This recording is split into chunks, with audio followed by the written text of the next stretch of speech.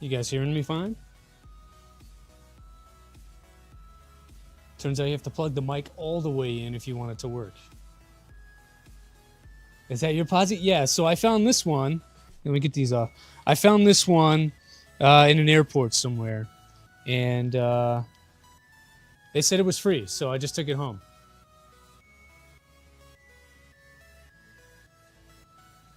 How's everybody this morning? So what we're going to do today, I think, is play with the Positron a little bit. That was a question last time, and we asked about what the differences were and how it compares to the M1. So we're going to look at some of that stuff. I've got parts printing over here for the new extruder. You can tell that I've got the extruder motor removed off of the Positron. This was the original release. So this was the batch 1 version, and since then there's been some updates. I'm not going to go through all the updates today. This is still pretty much stock, but I am going to rebuild the new extruder. It's supposed to work better and all that kind of stuff. So parts are finishing up next to me over here on the Bamboo Lab. You and Fluffball, all right. Still cold out there, still snowing? Still cold out here, I'll tell you. I appreciate that audio check. Yeah, so still streaming, trying to. Feeling better than last week, but still a little bit of that sickness. So I was on the fence whether or not I was going to stream today. Also, work has been really, really crazy, and I didn't know if I was going to have the bandwidth to be able to set up today. And we already had a few technical issues, so more practice needed. Very rainy. Okay. Music all right for you guys? We did some changes to the stream, and one of the suggestions was to remove any music that had sound. So you should just be getting instrumentals in the background. If that's too high or low, let me know, guys, and we'll tweak that setting as needed. All right, but like I said, you got M1 over here in the background. You've got Positron in the foreground. One day I'll have more cameras and we'll give you guys some better angles, but we'll be shuffling things around on the desk. And so we'll get to take a look at whatever you guys are interested in. If no one has seen a Positron up front, Jeremy, I know you've got one or had one. So if you want to know what it looks like and what it is to use, maybe we'll get to it today. Again, we got to build that extruder and then we'll see what happens. Mellow, we looked at a couple of times on stream already. And so you guys have seen that print. You've seen that in excruciating detail, but we haven't seen the backside of it. So it's on the bench today to see if we can get into the fluid and the clipper config and take a look at that stuff if you guys are interested in some of that. Ooh, you got moderated there.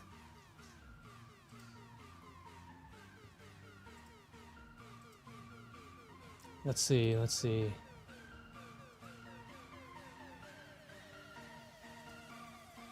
There we go. Let's see if we can put you back in there.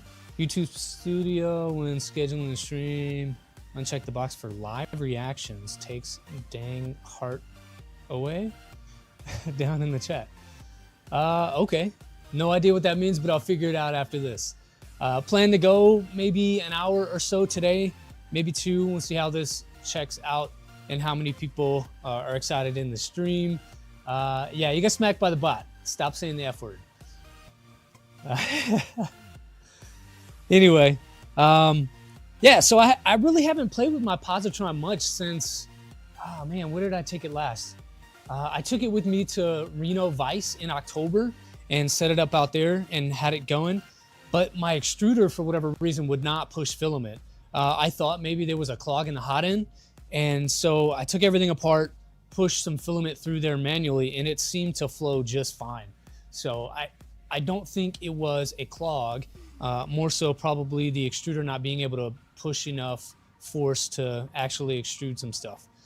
With that though, I'm probably gonna have to do some leveling if we print with this guy today, and so we'll look at what that is on the Positron. It is different and a little bit tedious. I don't necessarily care for it. I know that the team is looking at a more automated, easier way to level a Positron. To include things like a BQ micro probe kind of a small BL Touch. And then I do over there have the LDO PCB bed, which works okay with the IR sensor that comes with the whole setup. But there's also projects in the background to improve the tool head as a whole, and hopefully we'll see those come to mainline and be able to have that be part of the kit that you would order. So Jeremy, it's probably a good thing you lost yours, because the next iteration of whatever the Positron is going to be even better. So you'll get another chance to see it. Okay, cool. We'll turn off live reactions on the last one. Not a big deal. All right. So while we wait for parts to print, how's everybody doing today? It's Sunday. It's cold pretty much everywhere except for here in LA County where things are burning. It's pretty odd to have a 30-degree high for today and things are on fire. Anybody that says global warming is not real, I think you should look again, maybe take a visit out to LA, because it's pretty nuts out here.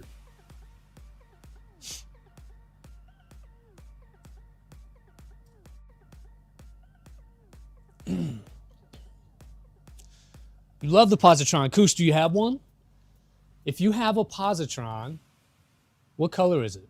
Where can I see it? I chose to make mine neon as much as possible, so I'm looking at a what is this? Polymaker neon orange. There's Polymaker yellow. I wanted to go neon on that, but I didn't have enough to print everything, so I just used a normal yellow that I had. It still looks pretty bright. And then I used a neon magenta.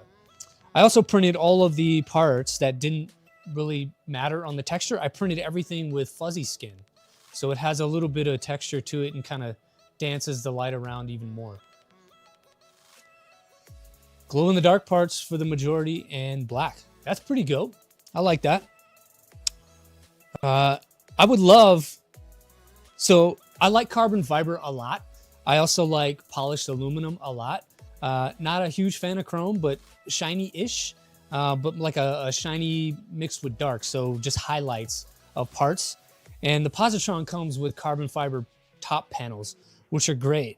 I would love for them to be clear though, so I may have to hit up Happy and see if he can cut me some, 2 mil clear panels. That way I could see the electronics and stuff on the inside of this. I think that would look pretty good. You get a picture of yours in the Discord. All right, I'll check it out after stream.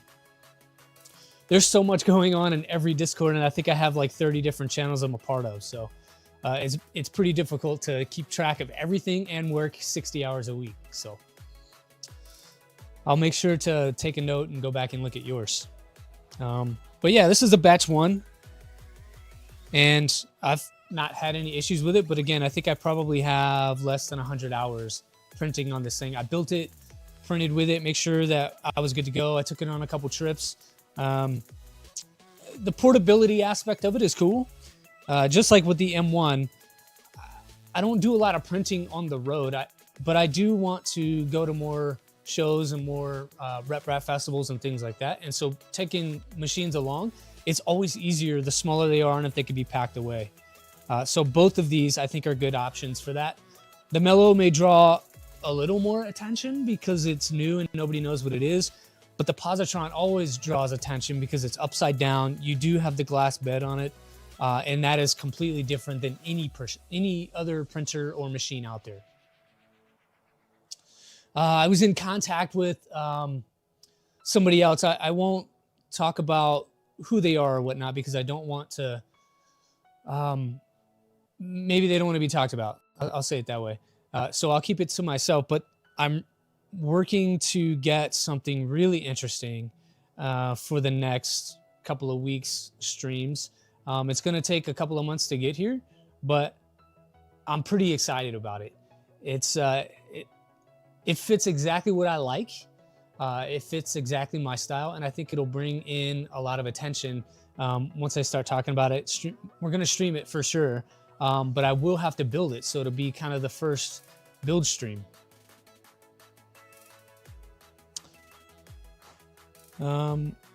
Sweet. So I think while we wait here, we'll take a look at the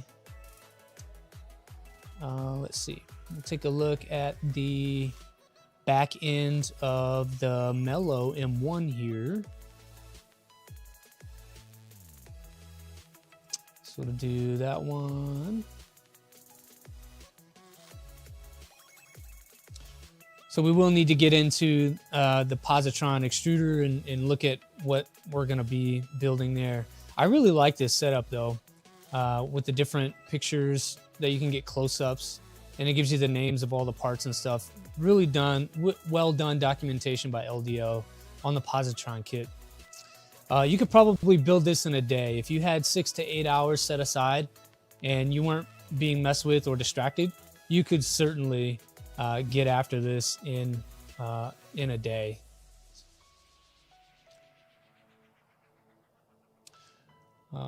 Cool. So we'll go to what the fluid dashboard looks like on the M1. One thing I'll say about this guy is that it has a really hard time connecting to the internet. Like, it's always a little laggy, it's always a little slow, and I don't always like it.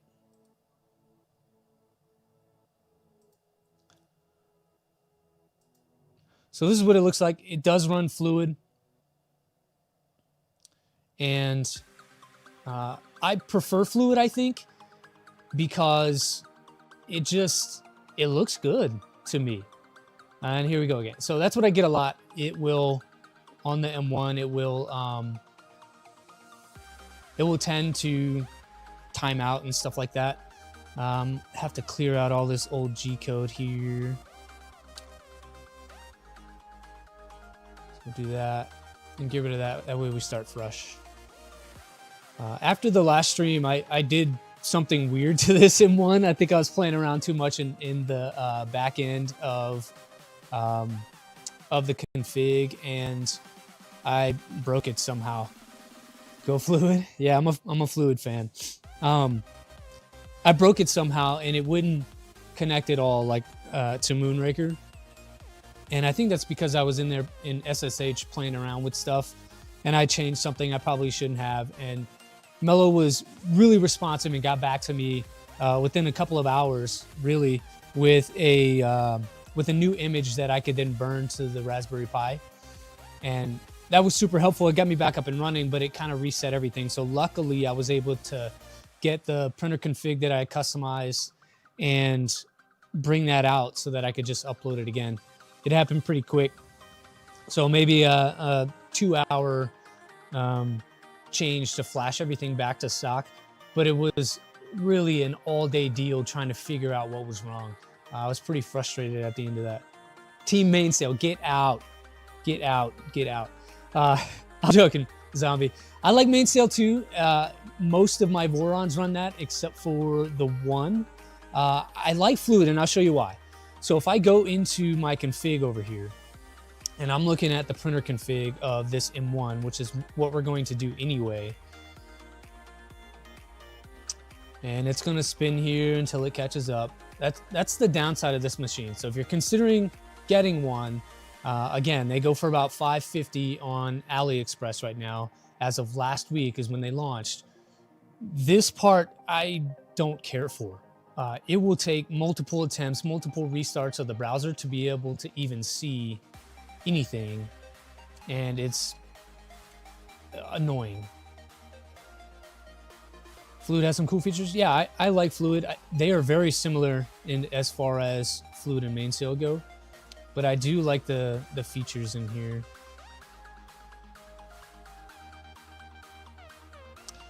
And just to show you guys, this is not my connection speed. This is the Positron here. It also runs Fluid by stock. I didn't do this, but it is way more responsive, which tells me that it has a better connection, maybe a better antenna. But I can get into the backside of this, no issues at all. No matter what I want to look at, I'm good to go. On the M1, it constantly drops off, and that's frustrating. Maybe it's because the antenna and whatever is inside of the aluminum shell, and it's just not getting a good signal. I would love to see Mellow make an accommodation for that, put it somewhere else, maybe make it external, and then you can possibly disguise it with a grill that would cover it but allow it to have access to the trons that flow through the air. I'm not an IT nerd and can tell you how that works, but I know that radio signals need to penetrate stuff, and they have a hard time getting through metal. Yeah, so if we can see this, does it have Ethernet? It does not externally at least. There's a custom main board behind the screen, and here we'll see if we can move this positron out the way, and then I'll talk about it a little more. But there is no external Ethernet port. There's no external Wi-Fi port. There are no external ports on it whatsoever. On the very bottom, though, there is an SD card and there's a USB-C that you can access, but that accesses the screen on the front, not necessarily the main board.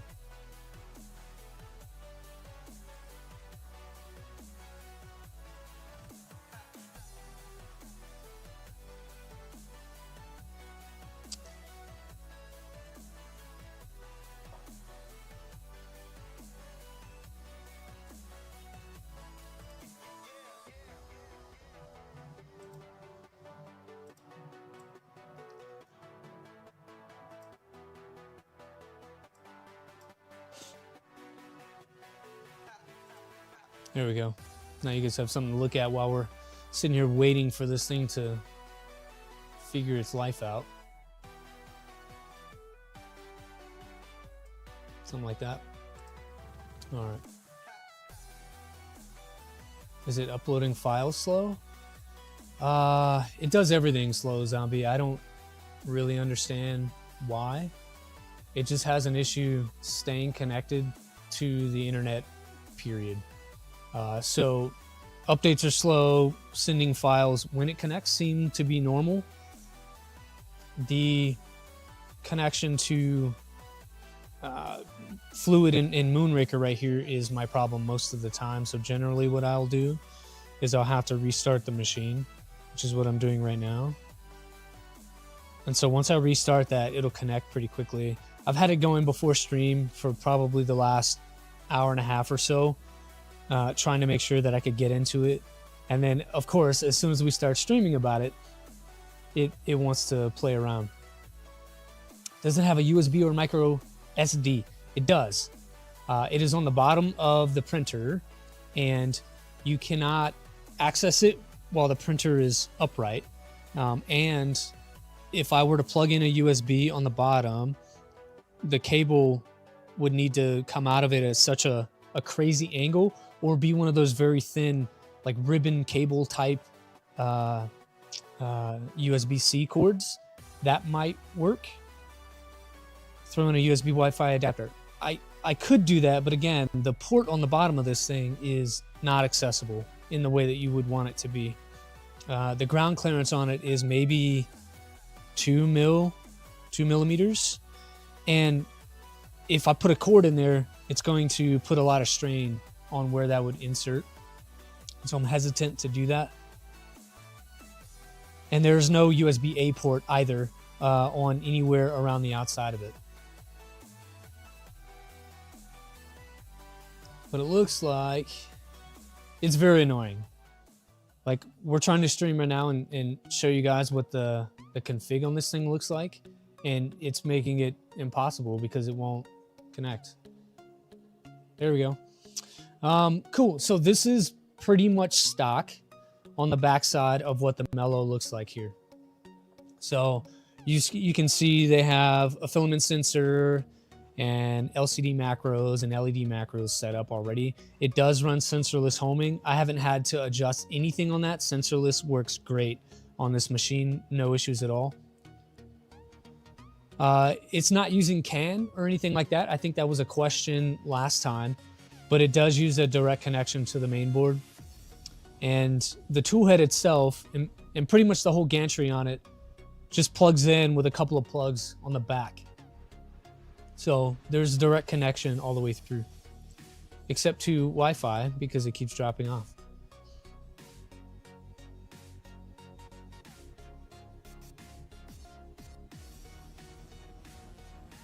Well, that's okay. We'll play with Positron.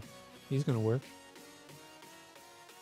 All right, so I went through this one, and you'll notice that some of these are updated as of yesterday, and that's because I was making sure the Positron was good to go today.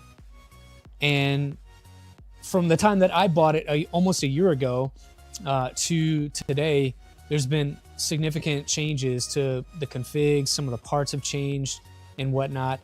Mine worked fine, so I didn't update right away. But I did do a few firmware stuff yesterday. And so we got a new printer config as of yesterday. And this is what should be shipping on all current Positrons. I like that. This touch that says Positron 3D on there. I don't know who made that, but that's kind of cool. And then you go through this one. Again, it's connected to what the screen would be. And on the Positron, the screen is disconnected and only attached to the printer through a USB-C cord, which is really cool. So if you wanted to run this headless, you could. But the Pi is also in the back of the screen, so maybe you could not. There's no Pi inside, so if you don't have the screen connected, you're probably not going to be able to run Clipper. That's maybe a little bit of a downside because it's one more thing that you have to have on the desktop, but I do like it. You could just extend this cable out, get something that's 10 feet and hide it under the desk or something with the rest of the cables. But I do like that. I would love to adopt it for a couple of other machines that I have that don't have any sort of display on there. So if I could just figure out how to adapt this to something else, I think that's pretty simple to figure out. But one question I get about the Positron all the time is, what style of printer is it? People think that it's like a Cartesian because of how it moves, but it's actually a Core XY. There are two belts in here that cross over each other, and there are two rails in here that cross over each other to be able to do that. And so it is a Core XY. All of these are stock settings, max accels and all that. I have not gone through to find the max speed of this thing. This is what the base settings were. Again, it uses sensorless on X and Y. Z does use the in-stop. I think that's the most reliable way to do it. Again, there is that IR sensor in there. Doesn't work well with the glass though, especially in the way that light comes down onto the machine from overhead. So if you get one of these, I would recommend, if you don't already get one in the box, that you add that Z in stop there. And the files on the Positron GitHub support it. Extruder, we still got parts going. They have a few minutes left. Let's see. I have about 10 minutes left over here. So we're kind of waiting on those. But upgrading to this new extruder, it uses all the same parts, which is one of the things that I really like about the Positron. I had so much extra hardware that if I wanted to do a few of the mods that are out there, you could easily do it with the hardware that comes in the box. You don't need a lot of extra stuff. And in the mods that I have done, I needed no extra stuff. Everything that I used for those modifications came in the kit from LDO. So they really hook you up with a lot of that. And it even came with this really cute, like tiny, what do you want to call it? Hex driver. So, and then now you can get the whole set of these. So if you don't want only the 2.0, you can get, you know, the 2.5 all the way down to the 1.25 or something. They got them in long and short. So not sponsored by them and not getting paid to say that, but I really like their stuff. They take a lot of pride in kits and tools and things like that. And so if you get anything from LDO, it's probably going to be really nice. Modified HBot or crossover HBot, it's neat. Possibly. I'm just saying that in the config here, you put it in as a Core XY. So it's a Core XY as far as kinematics go in the case of Clipper. So And then you have normal stuff in here that you would need for any other clipper machine. A couple of fans, some neopixels, temperatures. And then something I did do and customize it was I added in ShakeTune. I really like their tools. I have it on all of the machines that are actually working right now.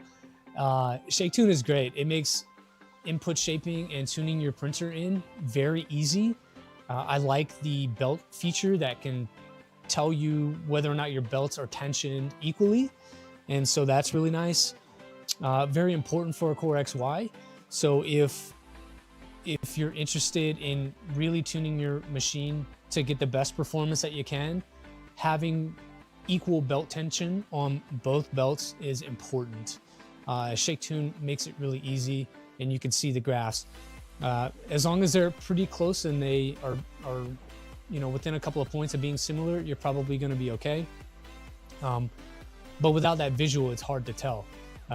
I get it that you have belt tuning tools and whatnot that can analog wise tell you what your belt tension is, but seeing it visually in a graph works better for me, and so I really like that. And then I almost always add TMC Auto Tune to my machines. It makes, in my experience, the motors a little bit quieter. It optimizes them for whatever goal you have set. Here I have it set for auto. You can set it for silent and they run a little bit quieter. You can set it for performance and they'll be louder, but you can get more speed and acceleration out of them. I just leave it on auto. Everything that I have as far as machines are out here in the garage. Noise doesn't matter to me. I like to hear noise because that tells me that they're working. And I'm not out here all the time being exposed to that, so it doesn't really bother me. And that's really it on the Positron. So very straightforward. There's some extra macros and extra configs I have in here that I just didn't delete. I wanted to make sure that things work well before I delete those. And it's homing fine, it is leveling fine, it's doing all the things. I didn't want to get rid of them without a double check. So. BQ belt tensioner, I have one of those too, somewhere in this space. Let's see, maybe it's in here.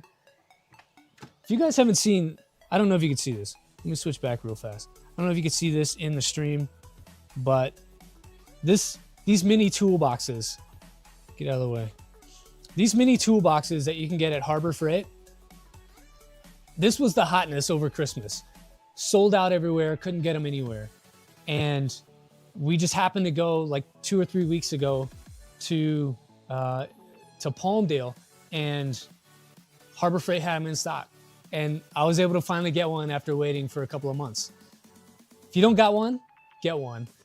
It is very handy to have tools organized right here at the desk that I use all the time. I do have the other organizer here that's just kind of a drop in the pocket. And then my buddy Boothie, who's actually on stream, designed this guy that I can hold all the drivers. I'm pretty sure you can find that on his printables. But I printed that out. That's pretty awesome. I like that thing a lot to hold all the drivers. But this is great for extra belts. There's standoffs in there, some stuff like that. And then I have some tools up top. So we talked earlier about all of those nice LDO tools. I got the full set of their drivers. Again, not sponsored, but very nice quality. So you got the full size if you need that, or the baby size if you want that one. This one actually came with my Positron. And then I ended up going to Reno Vice in October, and Jason was giving these away for attending. So very nice guy. So now I have 2 of these, and I use them all the time. But Boothie, I think you're talking about this guy. What I don't like about it is if I turn this on, it tells me in millimeters what the movement is, right? So I'm getting a millimeter readout there. But how does that translate to belt tension? I don't know. There's no instructions in the box on how you should interpolate the tension. So I guess if the millimeter deflection is the same on both belts, that they are equally tensioned, is how I would interpret that. But everything that I've seen online says I should target a specific hertz, or I should target a specific pound feet, or something like that. I don't know how that translates to millimeters. Oh, you haven't published it yet. Oops. Go upload it, man. Go get your Prusa meters. Buy yourself another spool of filament. But I do have one as well. I'll be honest with you, I've used it exactly one time, and it's been over here in the box. So I prefer the PF Makes one, because that actually has the documentation with it, and so I know exactly what I should be looking for when that sweeps. I tend to set mine around 2. On my to my left over here, there's the 9mm belted all-wheel drive Trident. That one I'll set a little higher, closer to 3. That does run GT3 belts, so they are more stiff. So I'll run a higher belt tension on that. Plus everything on it is CNC machine, so I'm not worried about snapping motor shafts or breaking parts or anything like that. So I run a little bit higher belt tension on that guy, but basically everything else I run at about a 2 on this. The documentation is really good. It tells you what you should target. Highly recommend these. That was a great design. There are docs. I haven't seen it. So if you could shoot me that later, I would love to check it out. But I didn't see it, and it didn't tell me that in any of the documentation when the tool shipped out. Just helping someone with what, zombie? Oh, belt tension. Okay, got it. Yeah. So I really like this. I was talking about this a minute ago. The screen kind of folds away. You can put that anywhere. So your Raspberry Pi, your CM4 lives here, and that heatsink will keep it cool. So this is really, I need to get another one of these, and I know that some of the resellers sell just the display and whatnot. I need to get a couple of these and just add them to some other printers over there. You'll have to dig for the docs. Okay. I don't mind researching a little bit. All right. I'm gonna run over here and grab the parts off the printer. I just heard that finish over there, and then we can get to town on rebuilding the extruder for the Positron here, and maybe we'll get a print on the Positron. In the meantime, if you guys want to see anything on the M1, I know that we were playing with that earlier, but there may be new people in the chat that want to see that and might have questions. And if that's true, let me know. We'll take a look. So be right back.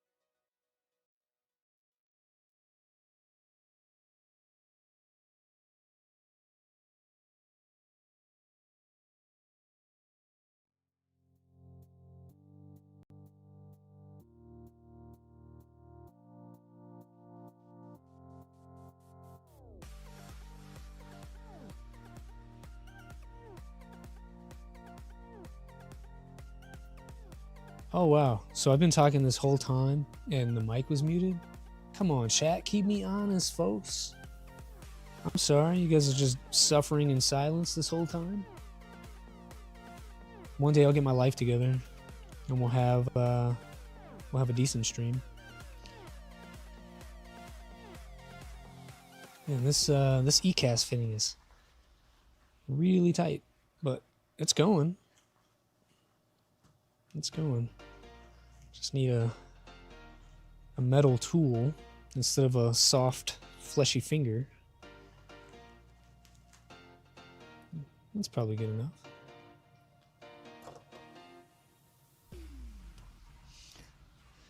All right, so no, you missed it. Well, good, Booth, because I forgot to turn the mic back on after I came back. So the last maybe 4 to 5 minutes, it's been silence, and I probably pissed everybody off in the chat.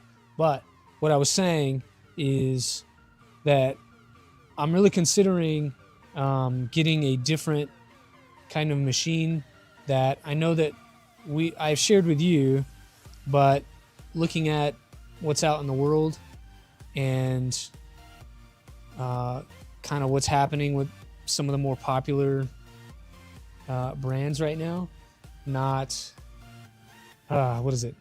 not thrilled about the way things are going for some companies.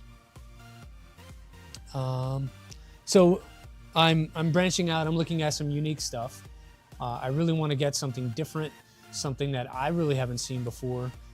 So I know that others may not have seen it before either.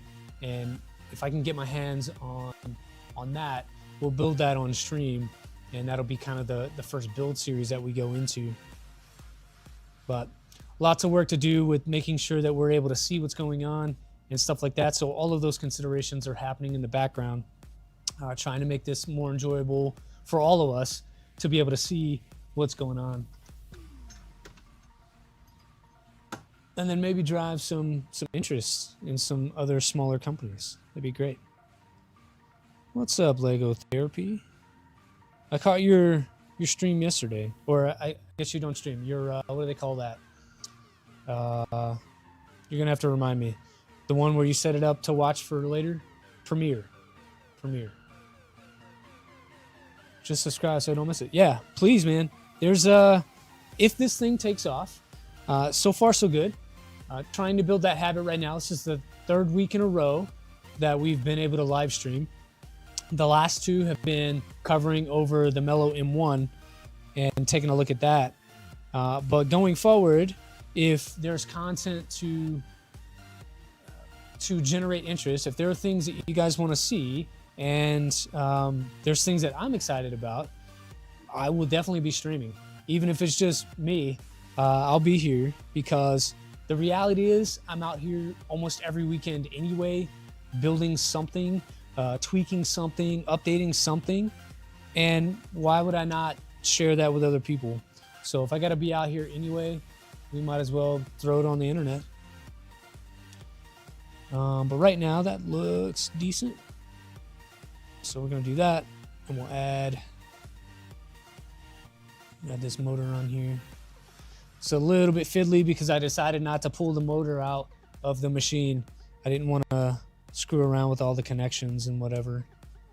So we'll stand by on that. Try to get this extruder lined up. Here we go. All right. So that's looking good there. And that goes like so. And then that'll attach right back onto the upright.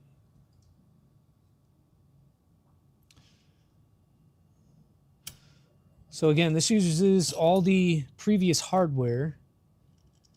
It's just a little bit of a redesign on this side. So it should grip a little better. It should push filament a little better. And that's the issue I was having before, is that it wasn't, oh, that's too short. It wasn't pushing filament for me.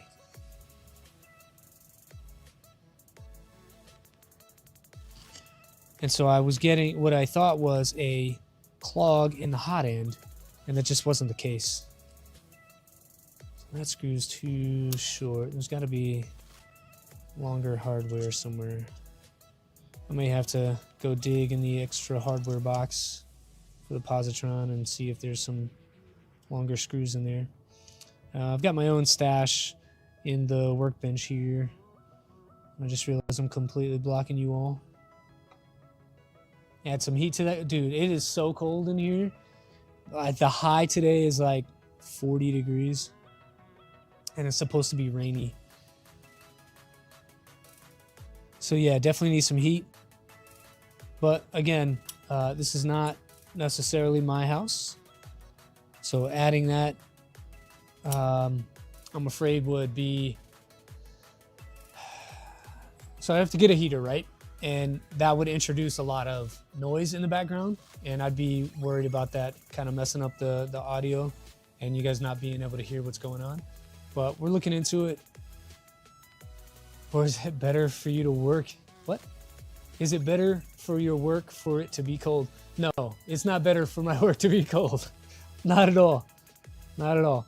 It does challenge the mind, challenges the body though. So mentally, it's developing. Yeah, mentally it's developing.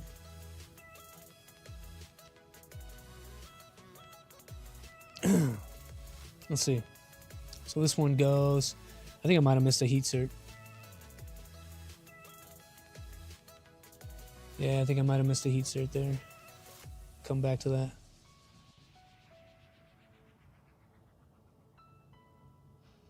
So what I'm doing now is I'm putting this this idler gear, dropping it all over the desk, putting that into the arm with a pin. So this goes in from the backside, and the pin goes through. Space heater, yeah, that's what I'm saying. Space heater, I could do that. So in this house, dude, there are, in this giant garage, this is like a 2.5 car garage. On this side to my left, that's where the print farm is. So there are, what, 18, 19 printers over there on a rack system, and there's plenty of room for that. There's also a little space for some storage and whatnot, and if you can kind of see behind me this way, you can see that a lot of my gym stuff is right there that I have not moved over to storage yet. To my right is another car space, and then also some extra space on the left and the right. I'm sorry, on the right side of the garage there. And there's a lot of space. So a space heater would work, but you would think with a 2.5 car worth of square footage in here that they would put more outlets. They didn't. There are literally 3 outlets inside the garage. So there are, I can't even connect every printer to the socket because I'll probably trip the breaker. So I can only really use about 3 at a time before that happens. And that's me using 1 circuit. So realistically, if I were to use all 3 circuits in the garage, 9 printers is all I could have running at the same time. Small guys, maybe a few more, but on the big guys, 3 will right about do it. And so I wish that was a little bit better. But if I had a space heater on that, that kind of counts as one of those printers. So I could do it, yes, but it's not the ideal solution. What I would love to have is one of those propane heaters that really blasts out some air and can heat up the whole space. That would be great. And that's what I mean when I say it would be a little bit loud. You just hear like a jet engine behind me. So we're looking into it. And here's the reality. Come March, April timeframe, it's not going to be cold anyway. So whatever. Back on task though. This is the idler. Smooth, rolls pretty smooth here, works pretty well. And I believe I missed a heat insert on this one, so I'm gonna have to take this apart again and add another. Same issue in your garage. Dude, you live in Florida. Except for like this week, you guys are probably 80 degrees all the time. What do you mean?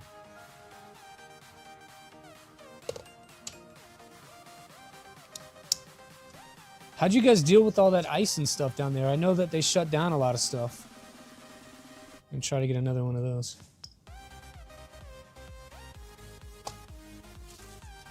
I'll tell you, we did not have ice out here. It's been cold since maybe November. The highs are low 60s, lows overnight 25, 30. But no snow, no ice. It's kind of the benefits of living in the desert, I suppose.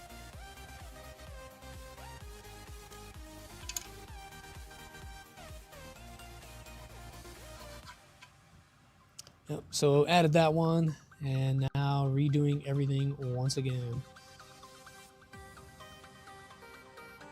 So that goes that way.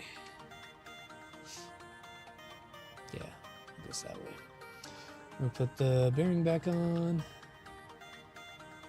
I'm sorry guys, yell at me in the chat if I start blocking your view here. Okay. Exceptionally cold. We just stayed home and avoided it. All right.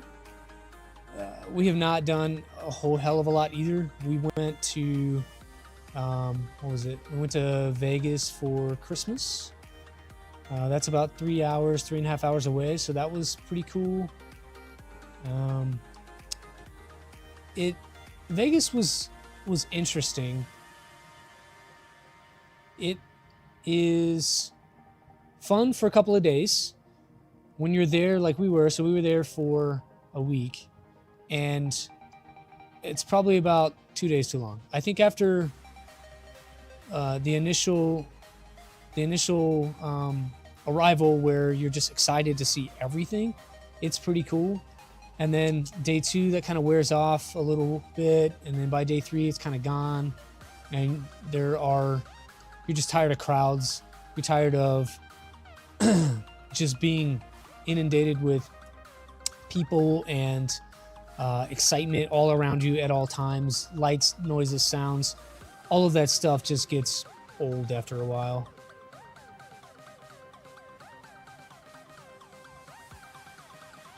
I think I totally did that backwards. So there's a right way and a wrong way to have your wiring come out of this extruder, and I completely did it the wrong way. I think I need to spin everything 180 so that when I install this the right way around, that my in-stop is not obstructed by the cabling coming out of the back of the motor here. So this is probably the right way to do it. And again, there are no instructions for this one. I'm trying to figure it out based on what I think I know and me looking at showing my age. Dude, I'm turning 41 in like 2 weeks. I think that's right about the age that you start not liking crowds and people. Oh, got moderated again, sending long messages. Sorry. Let's see. What are you really trying to say to me?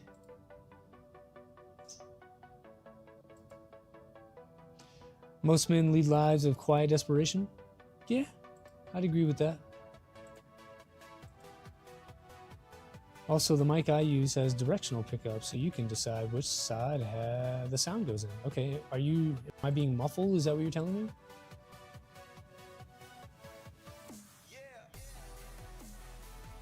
Gotcha.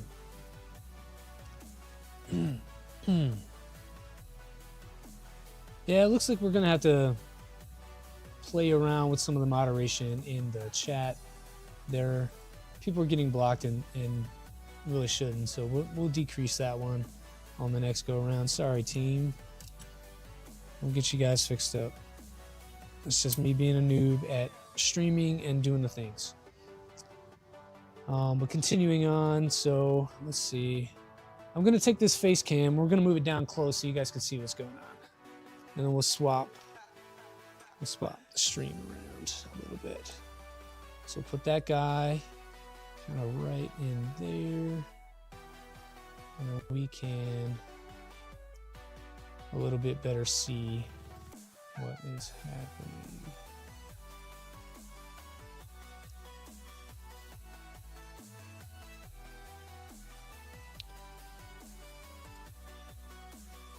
All right. Sorry, let's get this one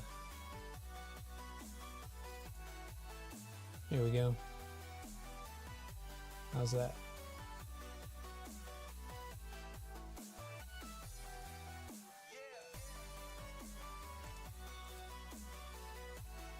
Take that away. There we go. And we'll do it that way and this way.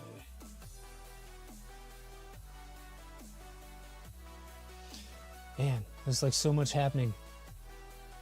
Let's do this. There we go. How's that for everybody? Can we see? Can we see just fine? No? Your chat?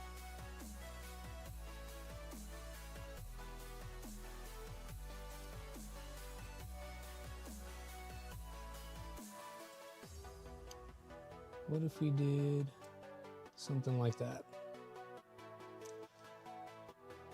There we go. You guys can actually see what I'm doing. So what I'm doing right now is putting this in stop onto the oh, the heater noise. Gotcha. Putting the in stop back into place. There are a couple of, it's really difficult to see. Sorry. There are a couple of bosses right there where I'm going to install this in stop, and that's going to work for the Z-axis. So we're going to work on that right now. Now remember, when this first happened, the Z in stop was not necessarily a function of what we're doing. It was an add-on, and pretty quickly I think people started to realize it was probably the better way to do things. And so the Positron team decided to make it official and add it to every Positron, and I think it works fine. So you can use the IR probe if you have the PC bed, and we do, it's over there, the PCB heater. Or if you don't have it, then you can just use this Z in stop and have that be your in stop instead of the IR one that is in there now. And I'm having some issues here. What is happening? Ooh, my hack solder job, that's what it is. So I soldered on these wires and I left a huge blob of solder. And so that's kind of interfering, but we're gonna make our way to do this one the best that we can.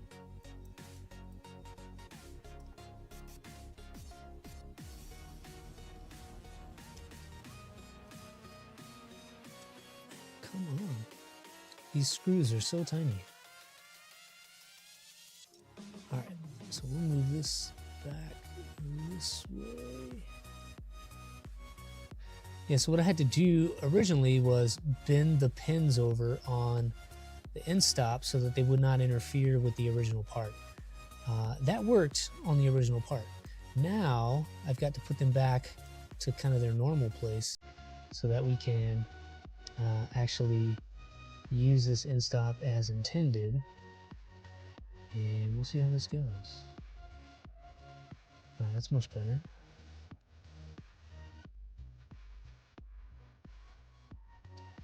Tell you, one thing that I noticed about this Positron is that while it is fun and exciting to put together and you can get it done in a day, there are some parts that are a little bit fiddly. But that's because, you know, you're dealing with such a compact machine that is intended to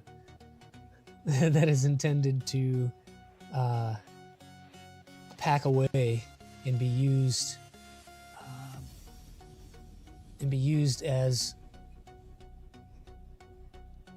a normal machine, and those wires are way too short now.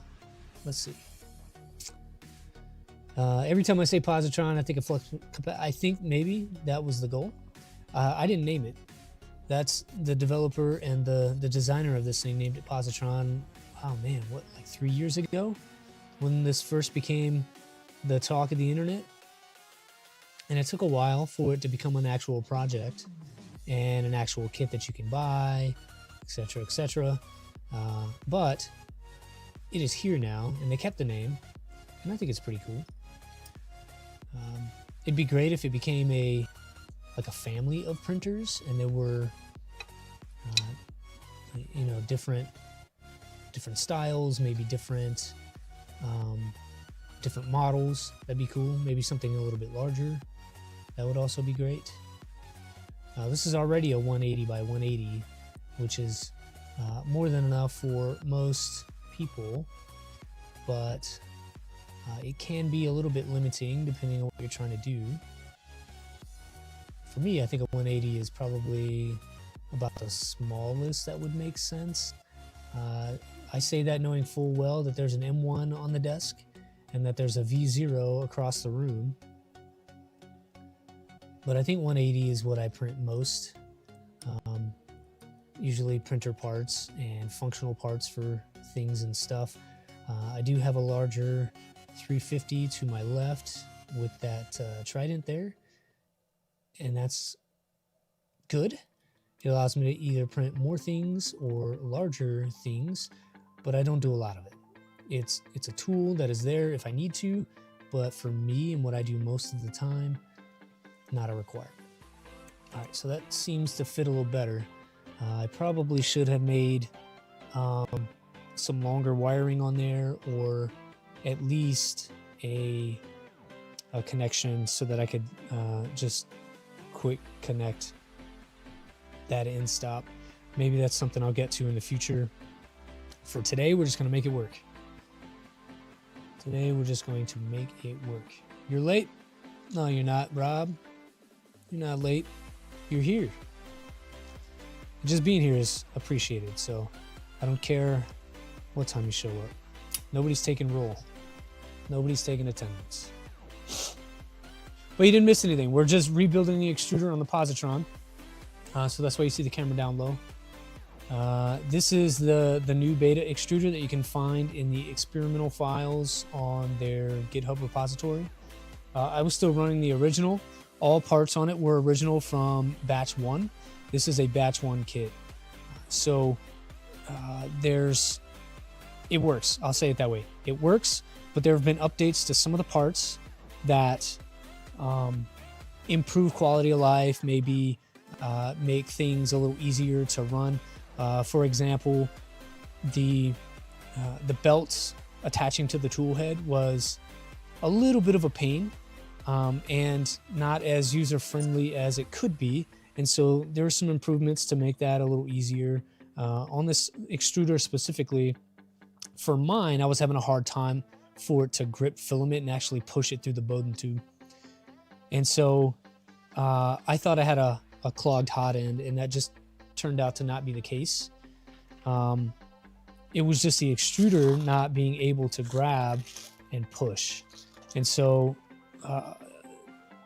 before stream and a little bit into stream, I decided that I was gonna use the new extruder. So we printed out some parts, and that's what we're doing now, is fumbling our way through the update on the extruder. And actually, I'm gonna look at the Positron part box and see if we got enough hardware to make this change. We were talking about it earlier, and if you guys aren't aware, here, look at this. This is the extra stuff that came with the Positron. That is all the extra hardware that I held on to and didn't throw away, but there are numerous additional screws and stuff in there in case you would want to update like we are right now. But that's nice. That is nice. New extruder on the Positron so far. Yeah, so it's here. Motor's connected, end stop's connected. I'm looking for a longer button head screw that I can use in the rebuild here. The two original button heads that held things together are not fitting. They're a little bit too short to go into the motor. So I'm just trying to find a longer one in this box. If not, I do have extras down below. I just want to use the hardware that came with the kit. And if we can find that, it'd be great. I did not organize this well. I just threw everything back into the original parts box and put it on the shelf. All spare parts like a box of Lego. Yes, except Lego will give you extra parts. From what I remember, I haven't built Lego in a long time, but they don't give you a ton. They give you a few, and it's always appreciated. But this is a lot more than a normal printer kit would give you, and a lot more than I've seen in any other printer kit. Yeah, so this is a M3 by 25 button head screw, and you need two of those. One will come from the original extruder. The other one should be in the collection of parts that you got in your original kit and maybe didn't use. So once this all goes together, what am I doing wrong? Oh, maybe it's not a 25. Maybe it's longer than that, because that does not reach down. Maybe it's a 30. Interesting. Okay. So it's a 30. And I gotta figure out how to get that out of there now. Let's get these Allen keys. Yeah, so it's not a 25. It's a 30. I did not see a 30 in the box, but we'll take another look. So while all of us are waiting for Steve Builds to start streaming, I know that's why we're here, let's be honest. What is everybody up to today? It's a Sunday, so there's not a lot going on for a lot of people. Well, what are you guys' plans? What are we doing? I plan to stream this, and then I'm going to probably do a little bit of work that I didn't get done during the week, and that'll set me up for a happy, good Monday. And while I'm doing that, I might have Steve Builds going in the background. So I'll do like an hour or two, and then I'm going to press on to do some other stuff. Struggle bus with the not so boxy turtle. Building Lego. Always buy an extra hardware kit. Yeah. I tell you, I like that not so boxy turtle. I'm a fan of that. I definitely need to build that on a stream sometime. And it is the plan. I have 2 box turtle kits over there. One of them I self-sourced, so I have all the components. And then the other one is one of the AliExpress kits. I originally wanted one of the LDO kits, which is way more complete, but I was more into it not for the frame, because I do have extrusions and stuff like that laying around. I was into it more for the hardware. So the AliExpress stuff is more of a hardware kit, not an actual box turtle kit. And with having so many extra motors and things laying around, for me, it was probably better just to get the hardware kit than to get the full out LDO kit, which seems to be very nice. I watched, who was that? Dave? Yeah, Dave's Maker Corner. I think that's the name. I watched his unboxing yesterday, and it looks like a really nice, well put together kit. I know that Jeremy did an unboxing and build on some streams a while ago, and it does look like. Now, see, that's weird. That's really too long now. So yeah, Greg, thank you. Greg's Maker Corner. That was really too long now. So maybe it was a 25. I just put a 30 in there, and that just seems way too long. I can't leave that like that.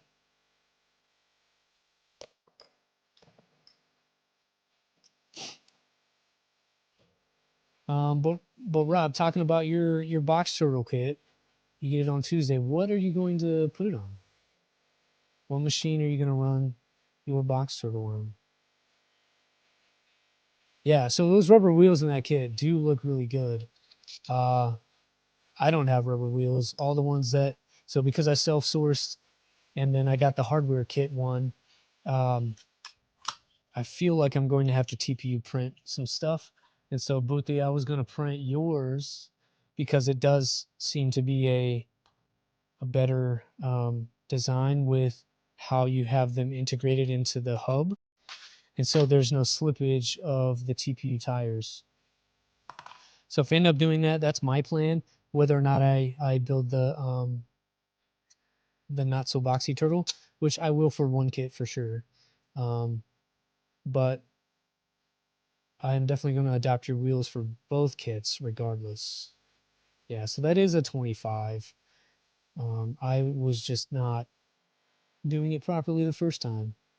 So again, no extra hardware needed. Two M3 by 25s. And then I know this bearing goes on top here, like so. And then you have this very fancy cover plate. I could have printed this in a dual color and it would look better on the machine itself. I didn't do that. I am completely out of neon orange, completely out of the neon magenta, and I didn't have any on the shelf. So everything that I print for this will be in yellow unless I purchase some more at a different time. I'm not exactly sure what I'm doing here. This goes this way, like that. All right,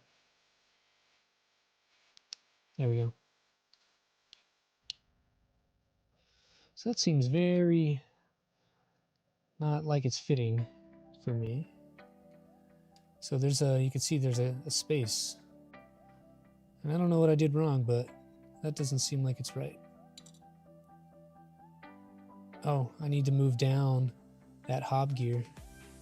So that hob gear, you can see in there, is not aligned with that filament path. Or maybe you can't see, but it is just not aligned like it should be.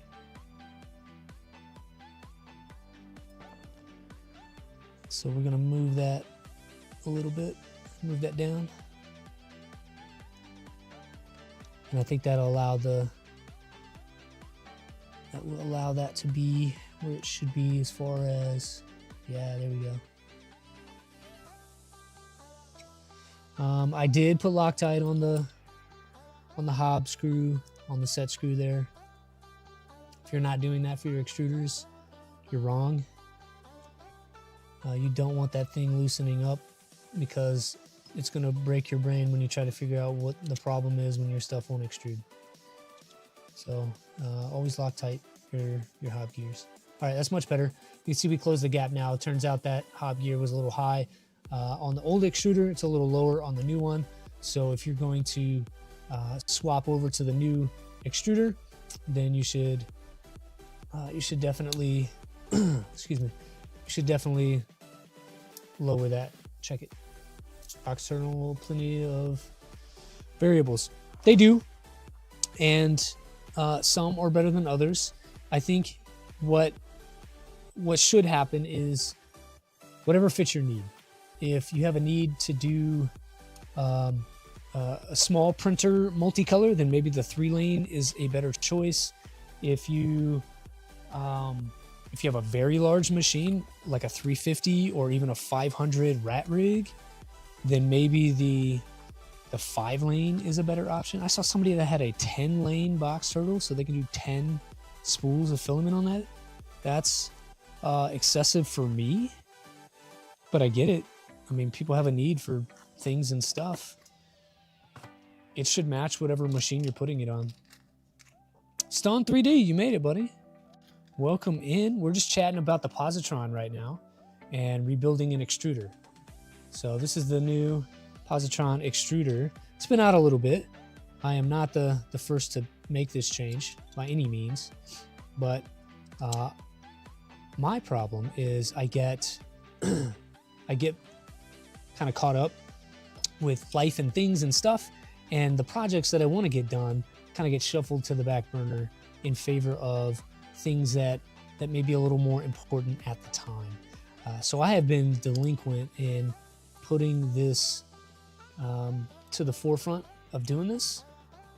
And when I took this to Reno Vice in October, I had issues trying to extrude, and I knew I had not updated anything, but I had thought that it was extruder related and I just had a clog. Turns out I did not. I was just using the older extruder that doesn't work as well in the way that I had it set up, and I had done something wrong there. And then I believe this is going that way. Yeah, so we'll see if that's long enough. It is not. Okay, so a couple of longer pieces of hardware here. Yeah, it is a nice little kit. I would love, Stan, since you're here, Nathan, I think, right? Nathan? I would love to build something a little bigger, maybe like a 300 that is very unique and all CNC'd. So we're not going to talk about what it is. I want it to be a surprise for the stream in the chat, but I think that's going to be the next thing that we do. I do think that's the next thing we're going to do. A couple of weeks until we can make that a reality, but no rush. We'll get there.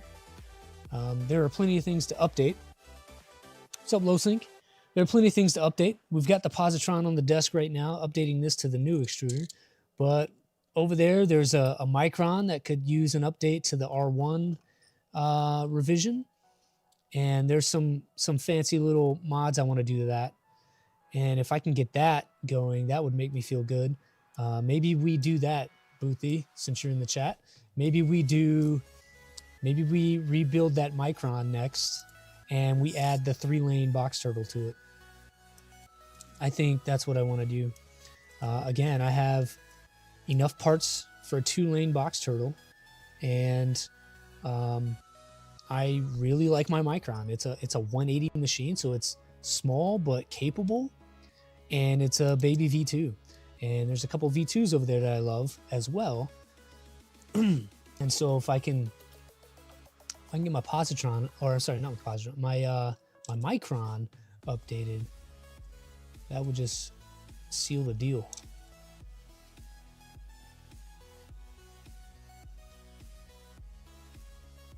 Okay, so that looks good. I can feel that it grips pretty well.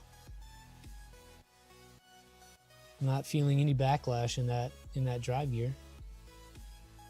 But that's very compact. This could potentially be adapted to a lot of different things.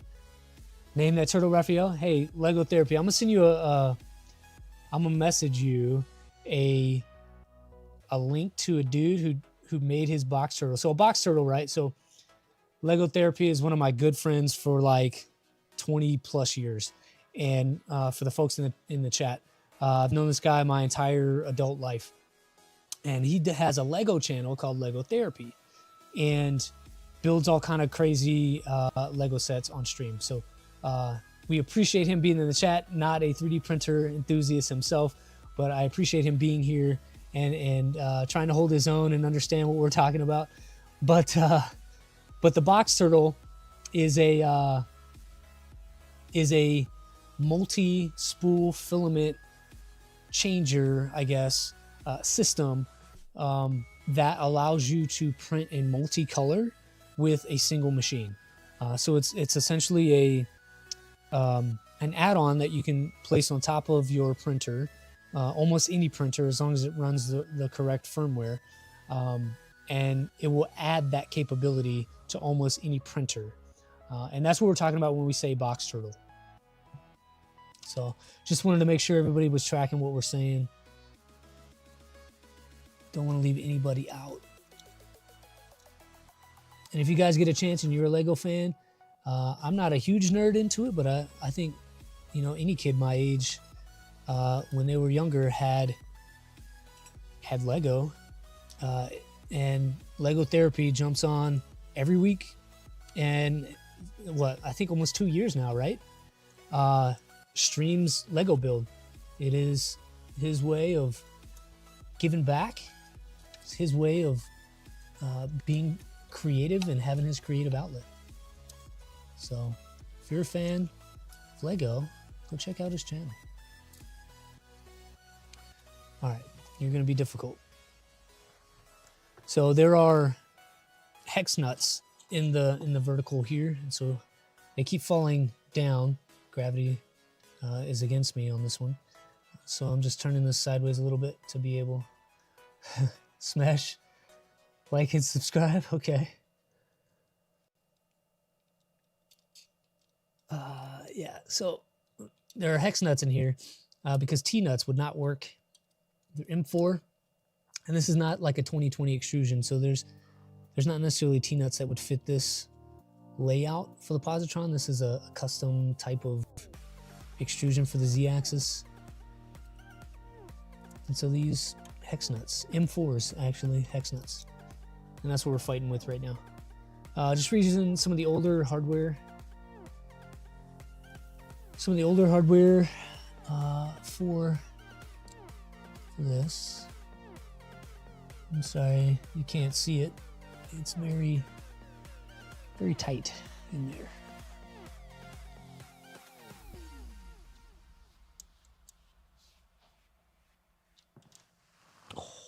Come on, Butterfingers, get it together.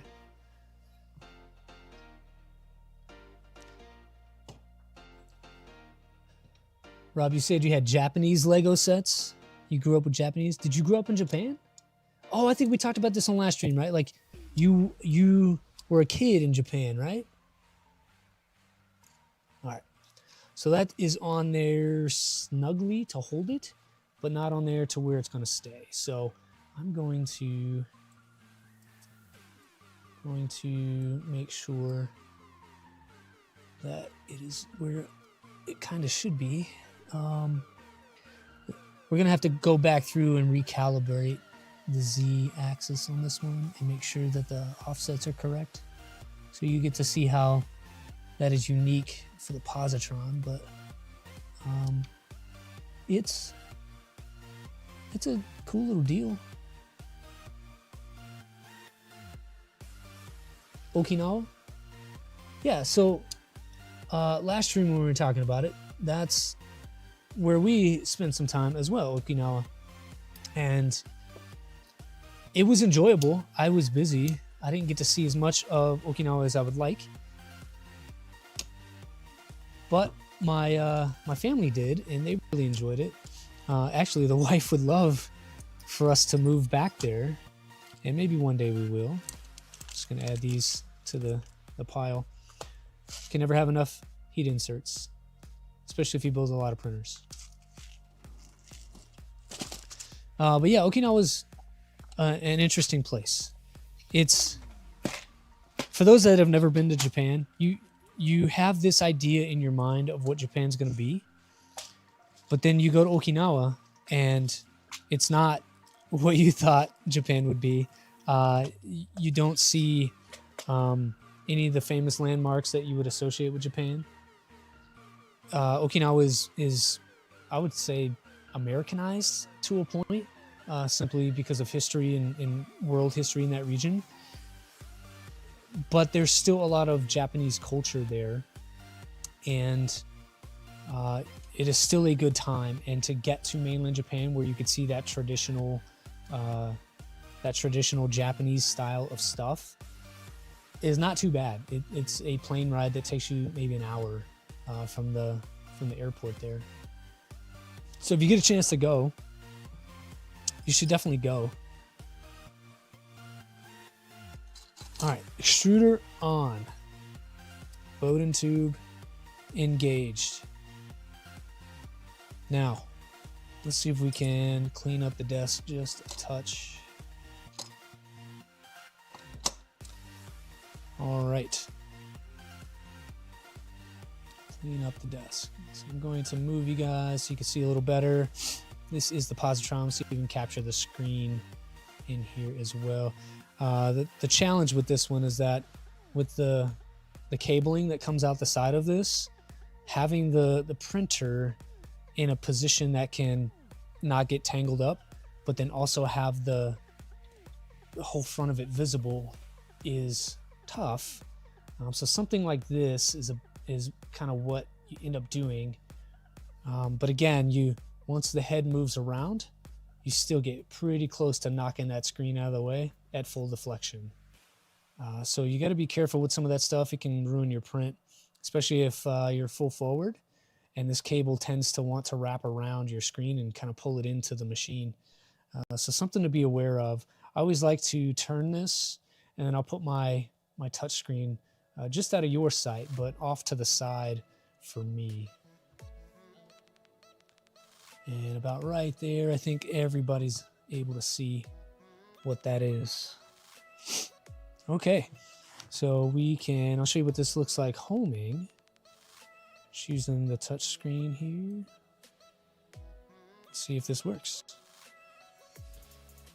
So like I said earlier, we're using sensorless homing, which means it just goes up against the end stops and it will read that as being the home position. And there, look at that. End stop works. I'm going to say your name wrong. I apologize. Moise. This is called a Positron. It's an LDO kit that you can get from any of your major 3D printing resellers right now. This one specifically came from West 3D, so shout out to them for helping me get one of the first ones. If you're curious, that's them. But you can get it from them.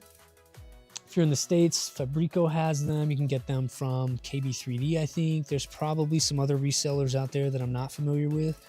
But all of those companies are good companies if you're interested to pick one up. And they can help you get one. The cool thing about it is everything that's yellow, orange, and magenta is printed. So you can customize the color and the look to your style. Depending on where you are in the world, you may have to go with a different reseller, but those are the ones for me here in the States that I tend to go to the most. Boothie, too many wires makes you giddy. I get it. I had the same problem when I saw this. You've got the tool head cable. It does run sort of a CAN bus type system. So this is a very similar cable to what you would see on a Nighthawk. And then you have the Bowden tube, and then you have the screen happening at the same time. So to make you feel better about it, I'll tell you what, let's just do this and get them out of eyesight.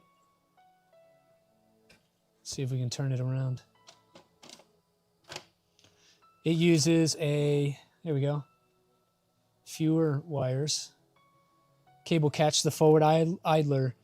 It doesn't, because I have them touching. I'm sorry, I have the Bowden and the what the hell is it? The cable connected with a cable tie, so they tend to stay out of the way. There are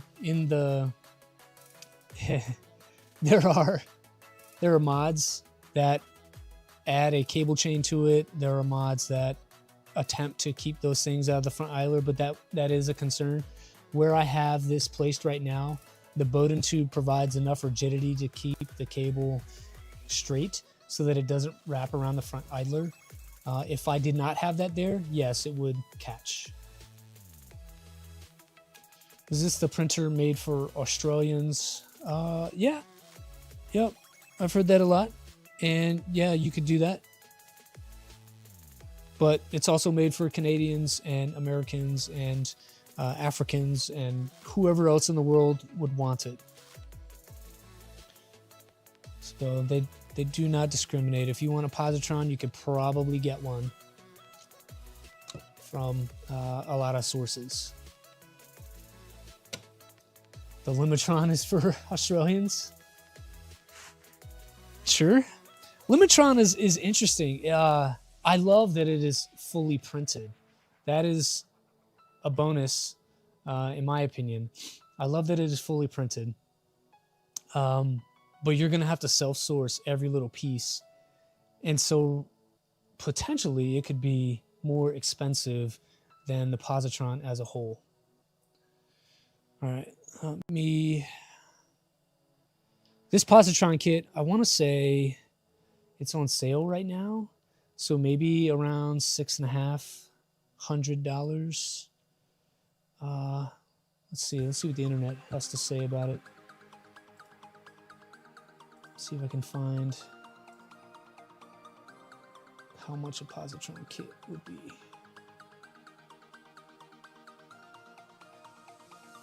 And while we're looking that up, what do you guys think about a Positron? Worth it? Not worth it? Interesting to you? Have no use for it being portable? What are your guys' thoughts on the Positron idea? Not necessarily the printer itself, but the idea of having a portable printer that you can pack into a Pelican case and take you anywhere.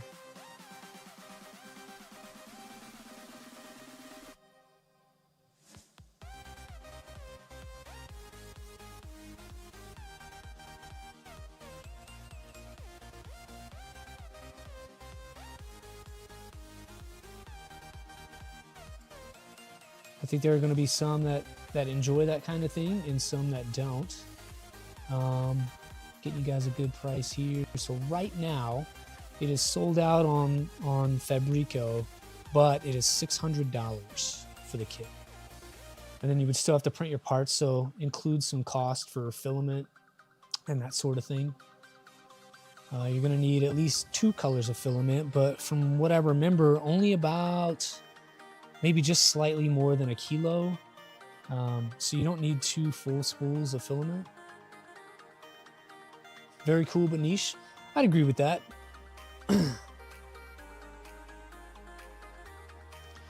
It is definitely niche. It is not for everyone. I'll be honest with you guys. For the stuff that I typically print, and I do, I don't need this Positron. I have this Positron because I do tend to try to make rep festivals, and I do tend to try to go to teach kids at schools and teen centers and YMCAs and stuff like that. And if I can carry something like this with me to explain the concepts, maybe it gets people more excited about it. But I don't use this necessarily for producing parts or making functional products. You could. It can print PLA and PETG. If you wanted to put a cardboard box on it, you could print ABS. So you could do it. For me, I don't.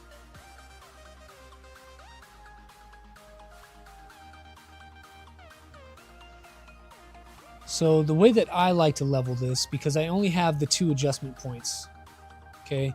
And this is going to drop the left and the right and more of the front of my bed.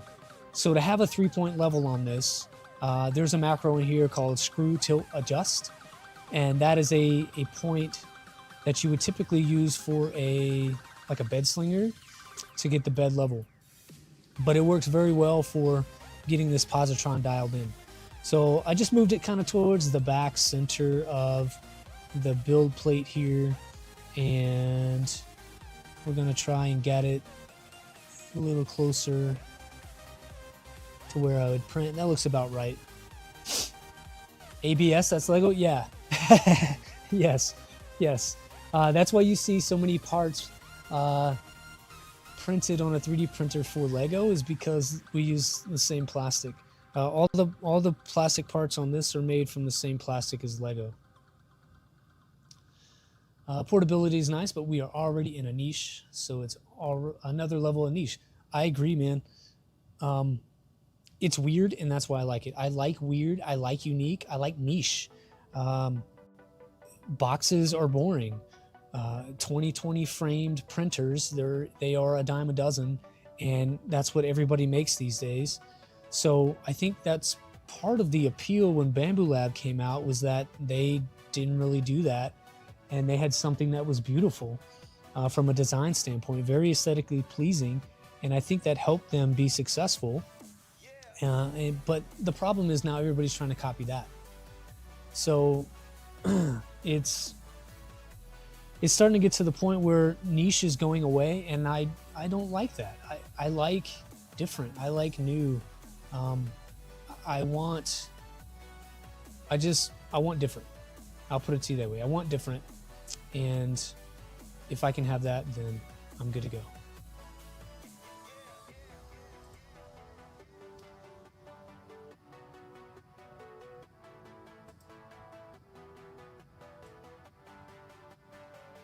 I want different. Agree, spot on. Nathan, I think you're on the right path, man. You guys are doing some cool stuff. I'm definitely interested.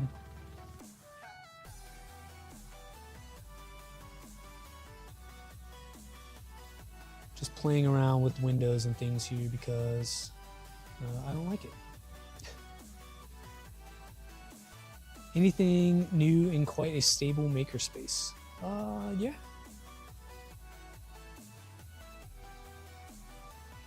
Yeah, Boothie, I think Positron is probably too expensive for you all, but again, you have different rules and tariffs and taxes and things that you have to pay that are all included in that price. Hell, it might be easier to just self-source everything for you than to even entertain buying a kit. And that's unfortunate. I wish it was easier to have things and stuff.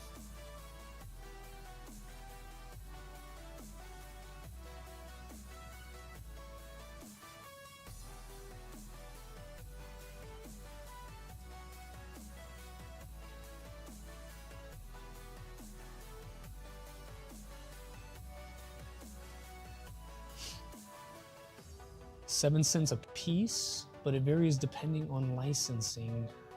Okay. So, but for like, I don't know, a 10,000 piece set, what's that, like $700 though? It's kind of a lot. But that would be the size of things that would be interesting. A 10,000 piece set, that'll keep you entertained for a few days, you know? That's kind of what a 3D printer is to me, would be like a Lego set. These things probably have 10,000 pieces in it, I don't know. But you get everything from mechanical assembly, right, in the frame and some of the other components. But then you get into electrical when you have to run wiring and all that stuff and make sure it's safe. Then you end up on the firmware side where you have to build the configuration so that it works the way that you want. There's a troubleshooting aspect to it. There's lighting, there's noise control, there's thermal control. There's so many disciplines that go into building 3D printers that it makes it interesting enough that you could spend 8 weeks, 12 weeks building one printer. And so you get a more of a long-term investment of enjoyment for your money. 5 to 7K, got it. Lego Grand Piano. I don't know that I've seen that one. Again, I haven't really been super into Lego since I was a kid, but I do appreciate it and know some things about it. All right, we should probably get down to making sure we can level this machine and see if we can print something today. In the menu on the screen, actually, yeah, so we'll hit the macro. No? Z calibrate, there we go. Right, the original extruder setting, the Z in stop, keeps it about 30 millimeters from the bed. But part of what we're doing now is to make sure that we are doing the right thing. Way different game. Yeah, it takes a lot of disciplines, and I unfortunately went down the rabbit hole and learned a lot of pieces of skill sets that have little application outside of this hobby, professionally. But it's interesting. There's always something new to learn. There's always a frustration, and then when you get over it, you feel accomplished, and there's a sense of satisfaction in that. All right, so we're gonna go big changes first, bringing the bed down by 5 until we get pretty close. I gotta slip a paper here. I always like to do this with the paper test. It works for me. You tend to have to with this sort of setup. There's not a probe, and until Beacon works on glass, I don't know that there will be. That IR probe, I am tempted to try that out in the margins after stream today.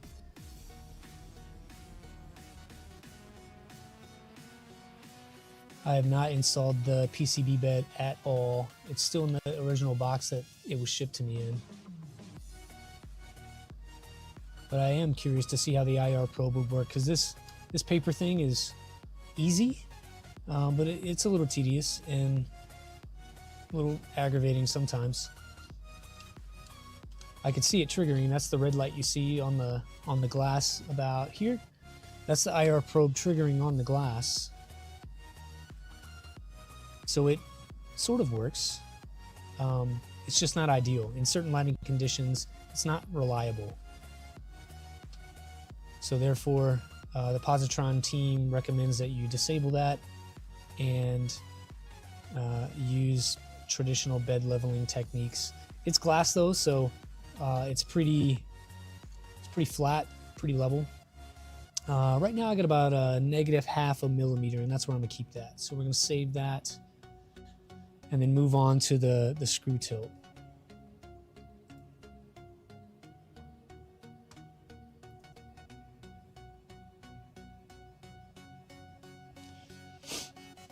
Lego Therapy, I appreciate you turning my channel into a Lego channel. This is amazing. I'm not being facetious, I'm being serious. I think there's a lot of crossover between people that like to build printers and like to build Lego, so I welcome it.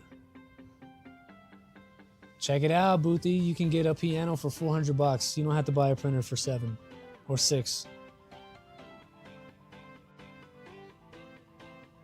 Hell, you can almost get like 1.5 pianos for the price of this machine for where you are.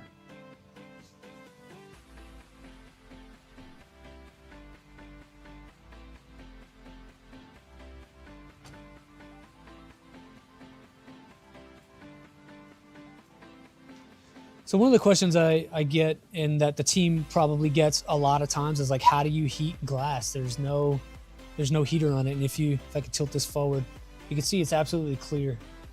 There's not a heater stuck to that. So how does it heat? Well, at the very back there's a connection that goes into a slot, and then you get trons and power through the cable that's on the tool head here. Let's move this up just a touch. So you get the cable that comes up, and that carries power down to the main board.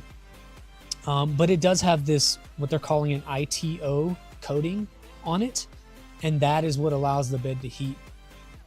You have sort of like the defroster in your back window of your car that run along the edges of the glass, and that helps to heat that coating.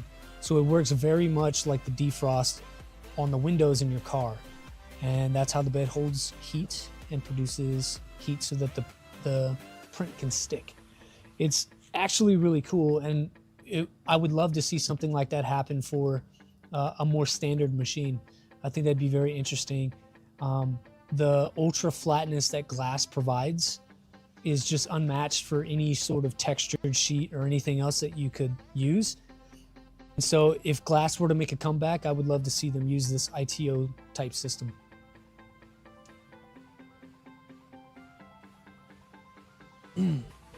Okay, take a drink of water here. Sorry, drink a Powerade.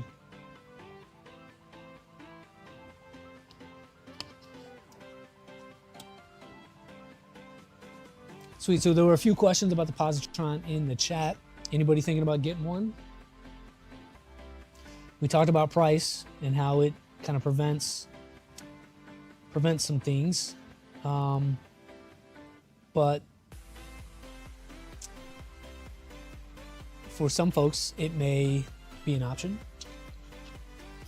So I love that the bed leveling is integrated into the config itself. So we got the ZN stop set, and that's where it should be. Now what it's going to do is it's going to go around to all the different corners. Let's see if you can see the screen here.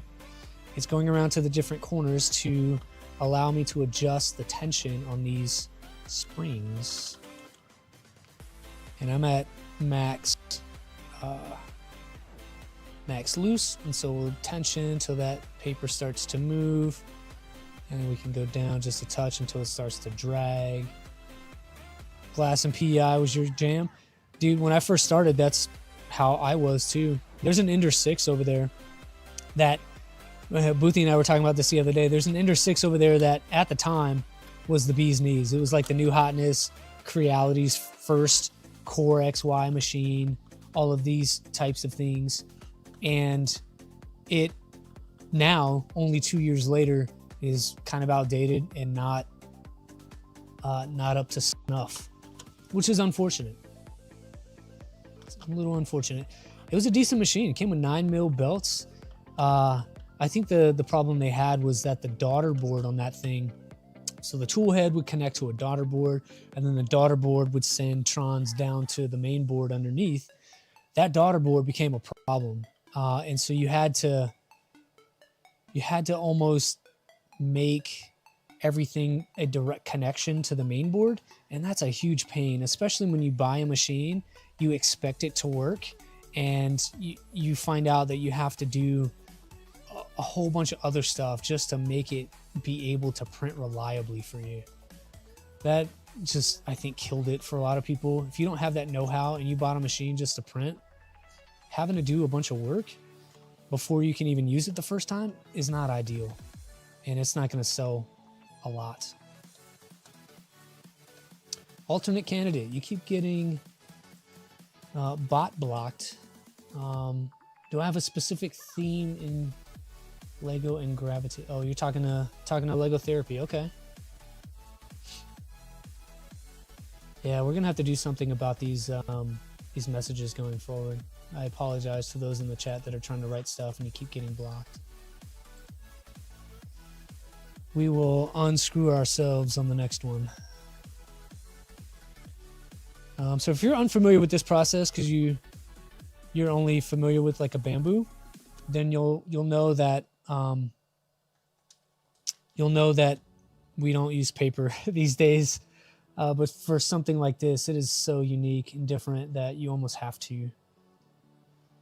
And as I'm doing this, I'm thinking that I probably need to go back and adjust my Z again to accommodate that back corner there,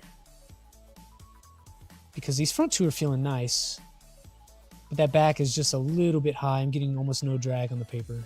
So we're just going to go around a couple of times, make some adjustments on these screws. Glass and glue? Glue is gross, dude. I can't. I know people swear by it and they do the thing, but I can't do glue. If I were to print on glue, it comes off on the parts. It leaves a sticky mess that you then have to clean up. Unless you clean your build plate after, every a certain number of prints, and then before you reapply your glue, you have to clean the build plate again. Those things are annoying.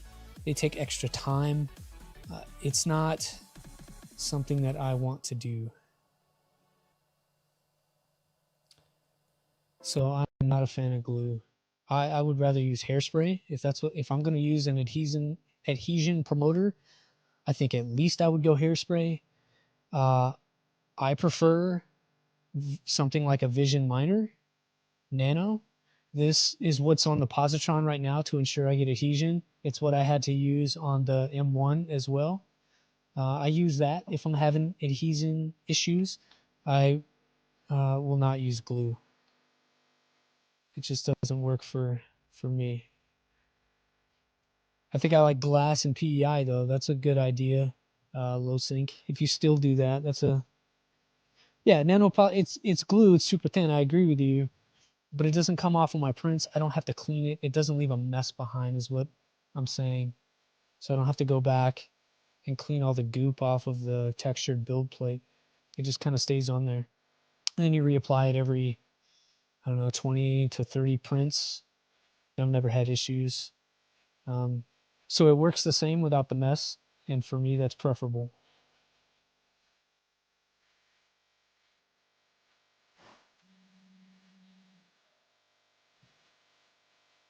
So that's going to home again. Better than the Ender 7, yes. Just about everything is better than the Ender 7. There's a reason there's not a such thing as Ender 7 V2. There's a reason there's not such a thing as an Ender 6 V2. All right, Nathan, thanks for stopping by, buddy. We'll be in touch.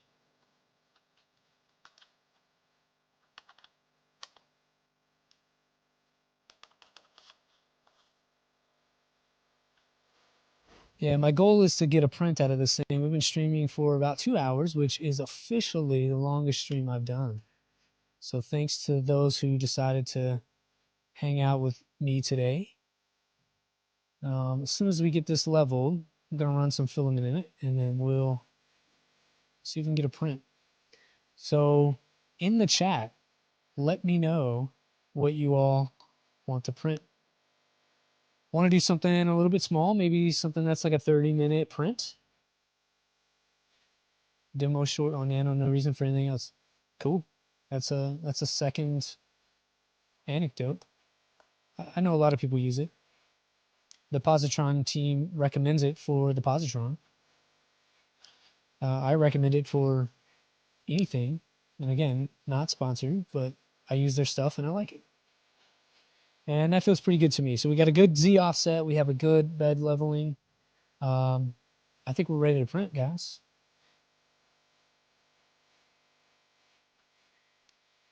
What else should we print? Something with hard bridging. Oh, that's right. You want to see how this thing does with bridging. Love it. I think, I don't know if Orca Slicer has, a bridging test. Oh, this reminds me, since we're talking about slicers. On the last stream, we had Psycho in the chat. He also has an M1, and we were going back and forth a little bit about how to create a profile for the machine. Well, if you download the nightly beta version of Orca Slicer, they have support now for the M1. So I really like Orca Slicer because of this one reason and a bunch of others, but they are very good at adding new printers to their slicer very quickly. The M1 has been out only a week as of today, and they already have support as of last night for the M1.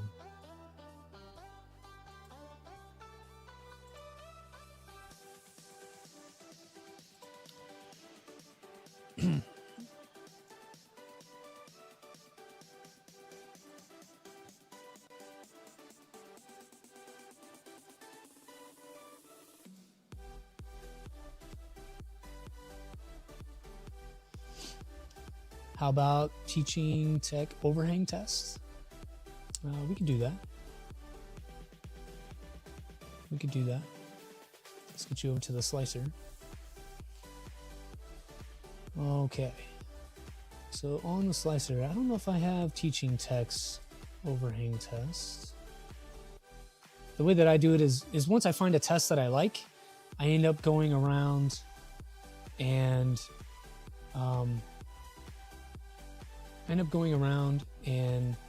collecting a few tests, and I typically will put them in my Clipper test folder.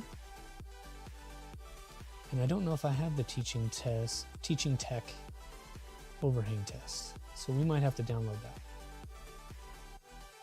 Yeah, we got to download that one.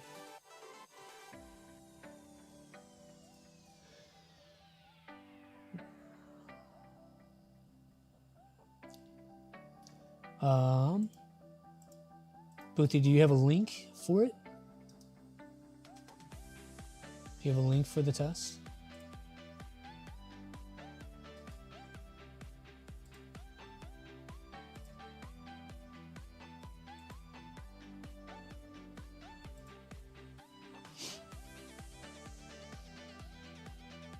Let's see if I can find one. I don't have a keyboard attached to my Surface right now to make room for the desk. So I end up having to use the on-screen touch panel like you would on a smartphone. It's not ideal.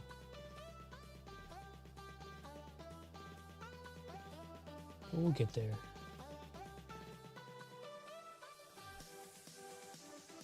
So I'm on the Teaching Tech website, his page. I'm not seeing a test. So if anybody knows where that is and you can talk me onto it via chat, that'd be appreciated. So I'm using his GitHub where you would tune in the printer, but I'm not seeing his this test.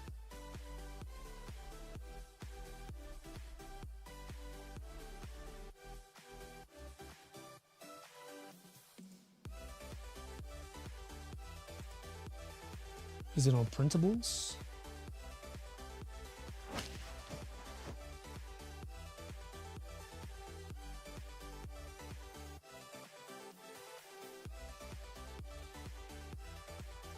Seeing slicer flow, retraction. I think I'm just going to search a standard overhang test to satisfy the masses. I don't know that it has to be this one.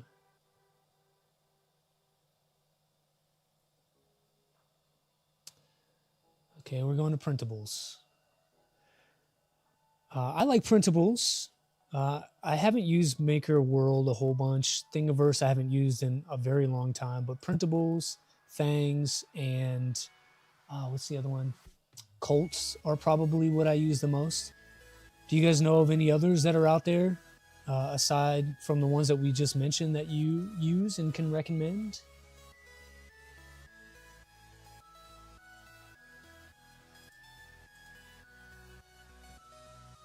Always on the hunt for new models. I know Patreon is a thing and you can subscribe to people, and there are a few that I subscribe to.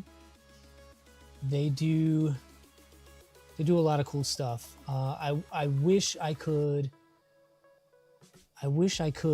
subscribe to even more people, but once you start $2 here, $3 there, $5 there, you start doing a lot of that, it gets really expensive really quick. It ends up being almost a streaming service for each person. So I tend to rotate.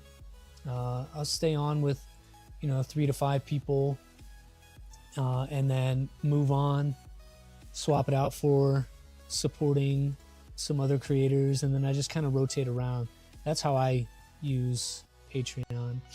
And then if they offer them as individual files where I could buy a single model, then I'll do that. I like to support creators. All right, so here's one that I found. See if we can get you over to this window.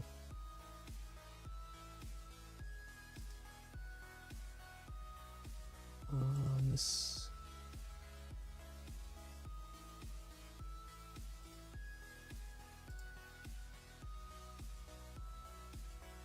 So I've got this bridging and overhang, and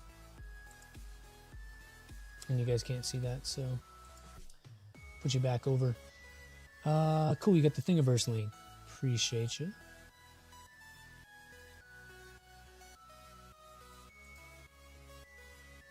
The mini all-in-one 3D printer test. Oh, that overhang test. I thought you wanted to see some bridging. Did I misunderstand what you were saying?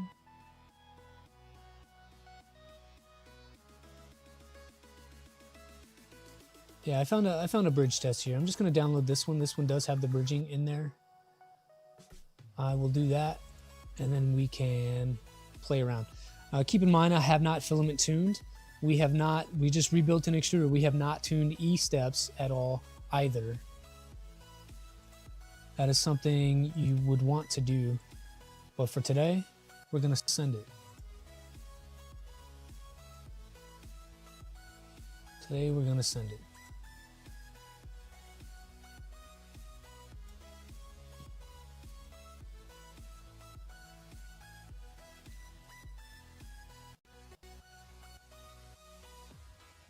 Kept meaning to do what model? The overhang model? Is that what you mean, Rob? The overhang model? All right, we're in the slicer, and I'll tell you, on a small screen like this, I'm using a Microsoft Surface. It's tough to keep all the windows going. So I appreciate you guys being patient here.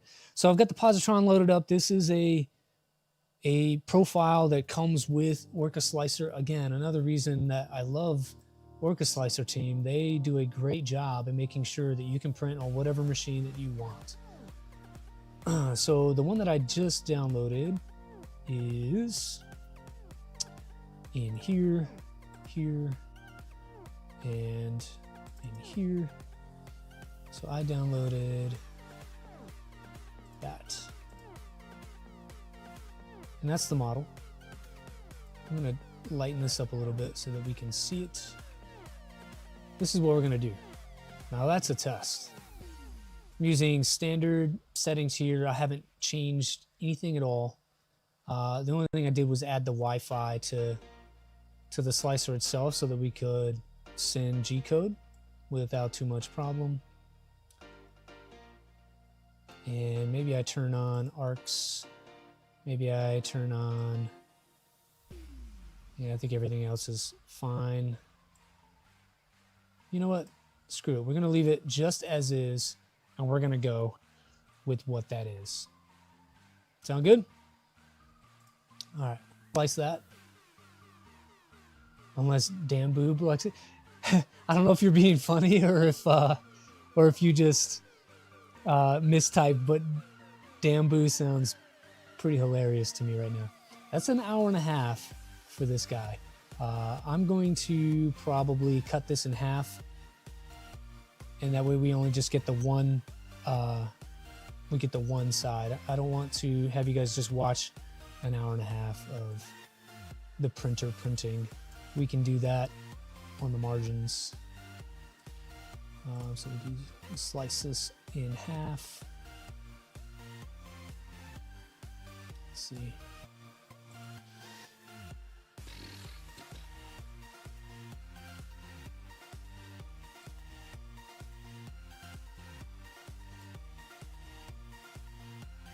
And then we'll move this over to about there.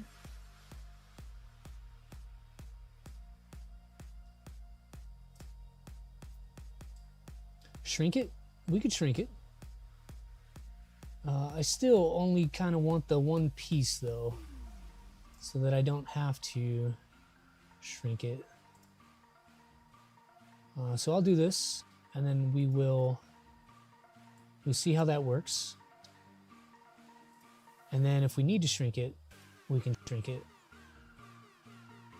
So doing it that way, this is still an hour on the thing, so we're going to shrink it anyway.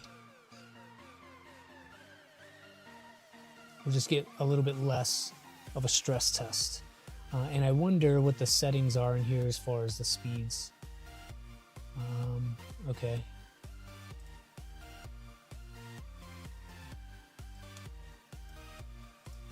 So we'll do that, and then we'll make this a little bit smaller so we're not here all day. What do you guys say, like 50%? Does that sound about good?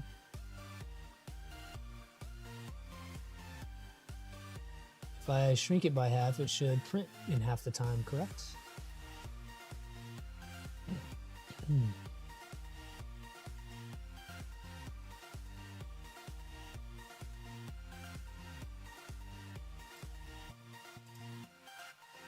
That looks terribly small though.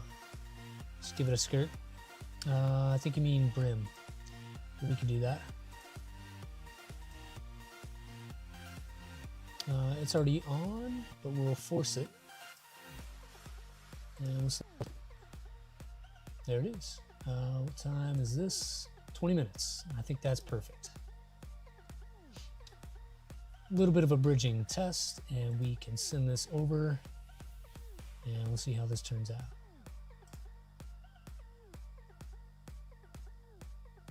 All right, and flip you guys back to the machine itself.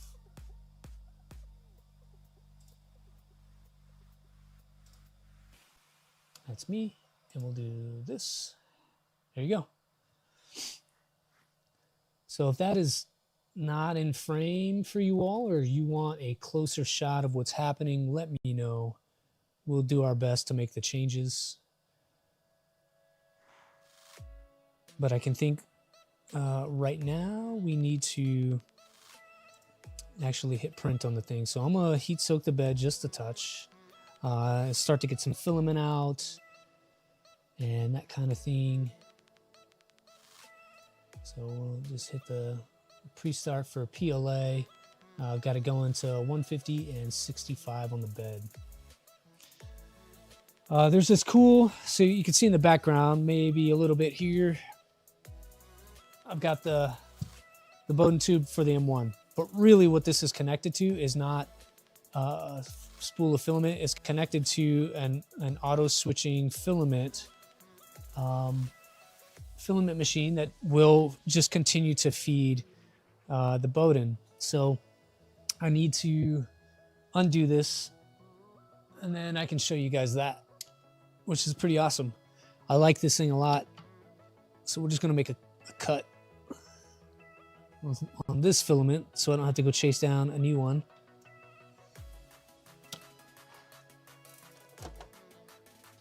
But essentially, I'm going to just take the same tube and put it into the positron.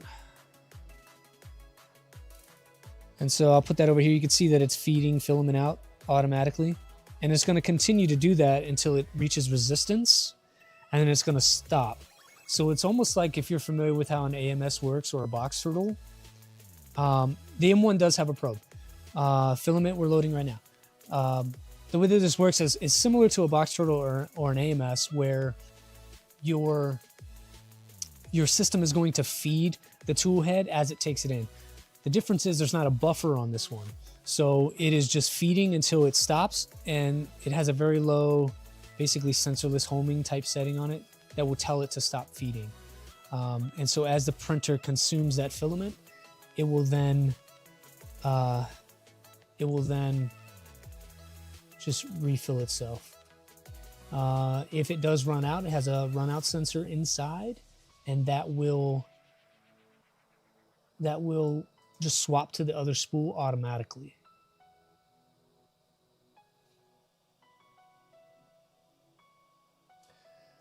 So I'm loading filament now. Let's see, can I just do that from here? So I'm using my touch screen, or trying to remember to do that. I know you guys can't really see it all that well. A ramming sensor, kind of. I'll show you here in a second. I want to be able to load filament, and I'm pretty sure there's a macro in here, but I thought there was, at least. Again, I haven't played with this a whole hell of a lot. Here we go. We can load. I tend to use it more inside of the browser itself instead of using the touchscreen. So Clipper screen confuses me a little bit. I am curious why I hit unload and this thing is going all the way to the top like that.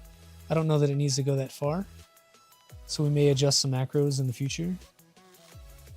But maybe it's to get your hand in here and to be able to like take away that little bit of filament.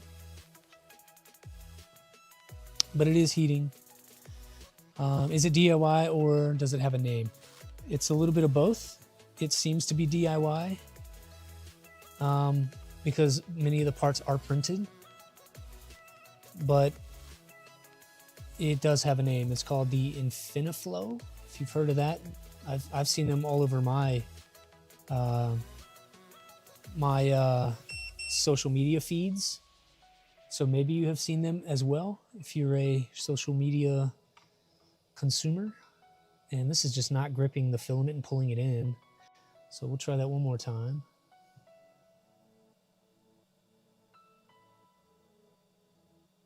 And that's going to top out here in a second. So you may hear some grinding. Okay, there we go. I just need a little more tension on it. Turn that on.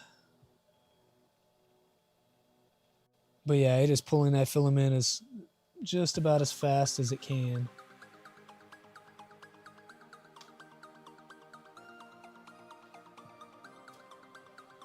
Yeah, it's called the Infiniflow if you're used to it, or if you've heard that name.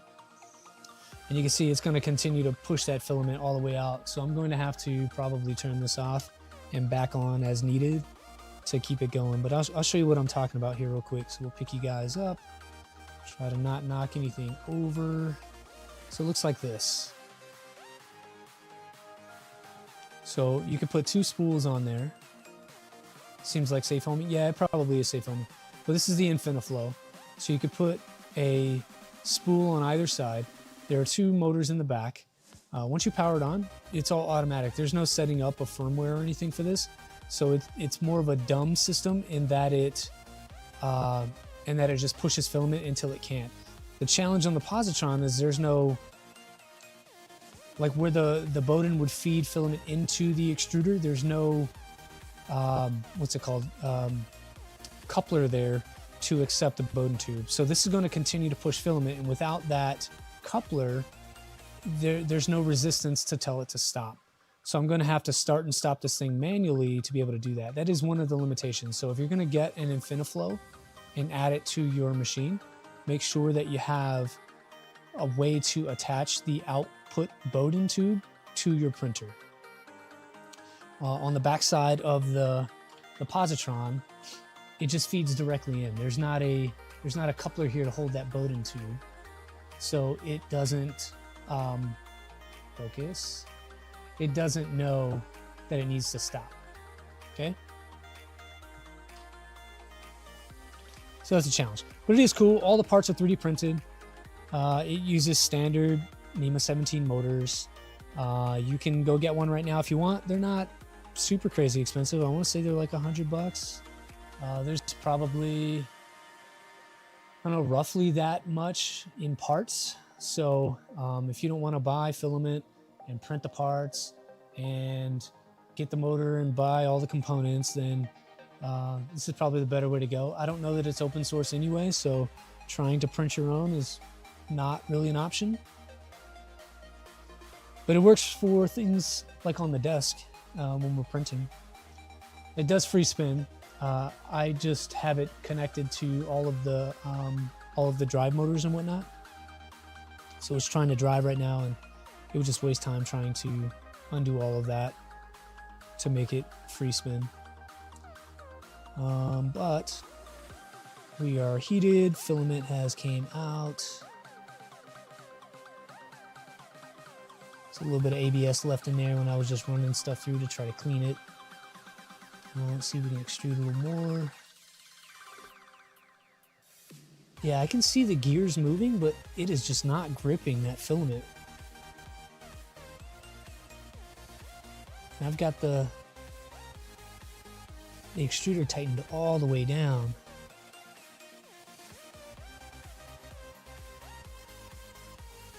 So I'm not really sure what's going on with that. Maybe my E-steps are off. That's something that we didn't do. Okay, there it goes.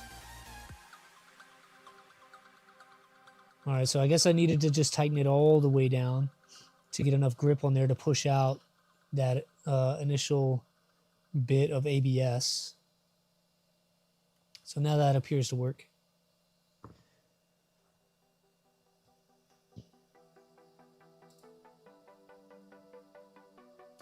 Sounds like I just need a Filometric. You're not wrong. I need a lot of things. Or, I want a lot of things. Box Turtle and Filometrics is one of those, for sure. For sure.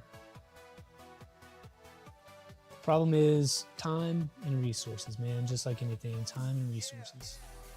Okay, so we're heated up. I'm going to home this thing back down. And then we'll see about printing this bridging test. So I think right in there gives you guys the best view of the screen that I can manage while staying out of the way of the tool head.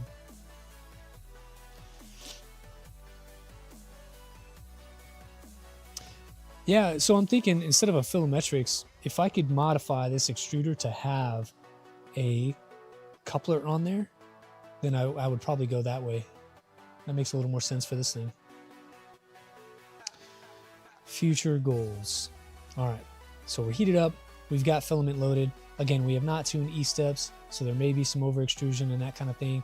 We did do leveling, and things seem to be working just fine. So I say we print. I say we print. You need. It's okay to say need. It's okay to say need. Got it. All right. So over to slicer, and we'll print this.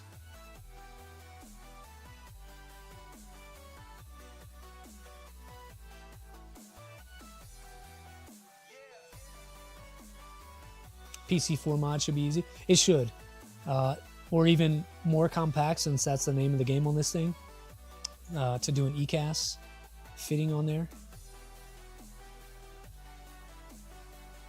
So one thing that I saw was that the bed setting in the filament profile on that slicer has the bed set to 60, so we cooled it down to 60 instead of having it at 65. I tend to like it a little hotter just because it's cold in the garage, and keeping it a touch hotter works better for me. Just make sure that we have enough heat to hold it to the build plate.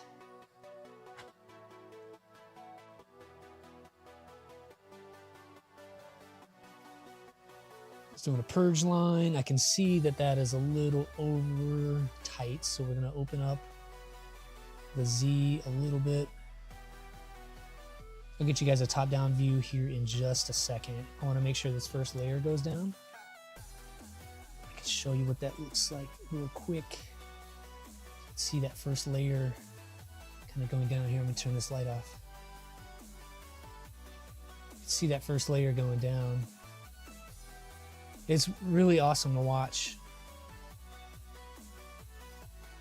When I first printed with this thing, I just stood there and watch the entire print. That's not something I normally do. That first layer feels fine as far as not being over or under too much.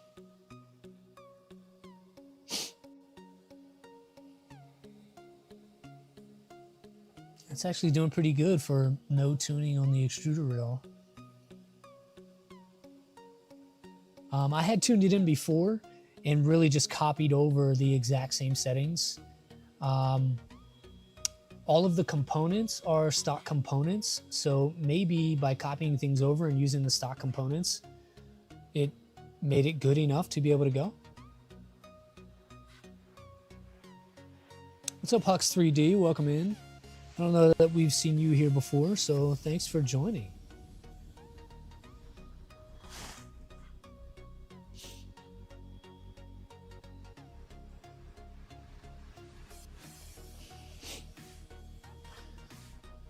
All right, we got a good first layer, and that is off and running.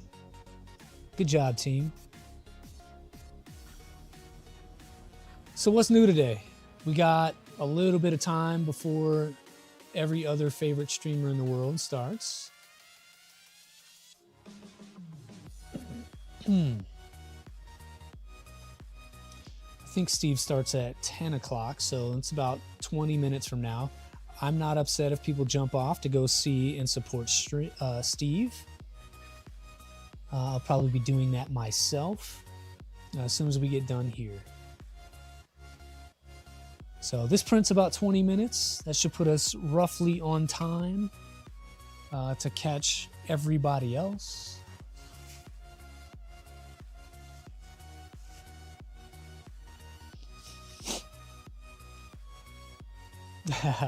Thanks, Lego Therapy, for the backup. Stephen Dewey Box Turtle. Yep, tracking. Saw your message on that one a little bit ago. I think Box Turtles are, the LDO kits are finally starting to get in people's hands this week. And so you'll probably see quite a few bits of content on YouTube for those. I was not lucky enough to get one. Again, I have the two anyway, so I'm not upset about that in any way. But I was not lucky enough to make it justifiable for me. They are what, like 250 bucks, which is not a lot to ask. 230 bucks maybe at some places, which is not a lot for what you get in an LDO kit. I'm not saying that whatsoever. At the time that they were on pre-order, I could not make it work for me, so I did not do the pre-order, and now they've been sort of sold out almost on the batch 1. So batch 2 is available, and you can get it via batch 2 at some places, but those are almost sold out as well. So not able to get my hands on an LDO kit.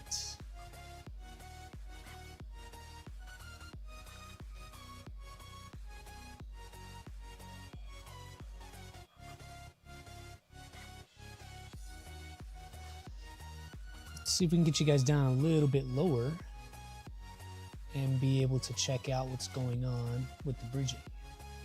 So don't worry about there, I think.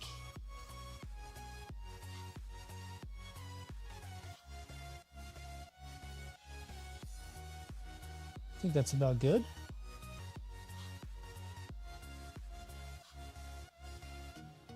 We'll fix some of that focus, because he keeps trying to chase the head around, and I can already tell that's a little distracting. So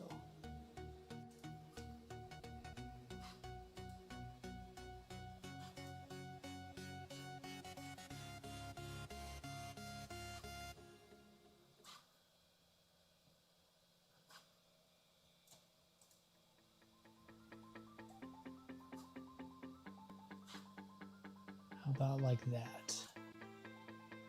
You guys let me know if that's acceptable for what we got going on.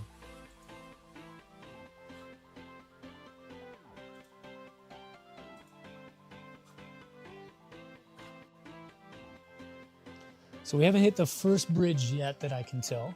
We're still building that scaffolding there. And of course, we're going to take it off the build plate, and we'll get you guys an up close.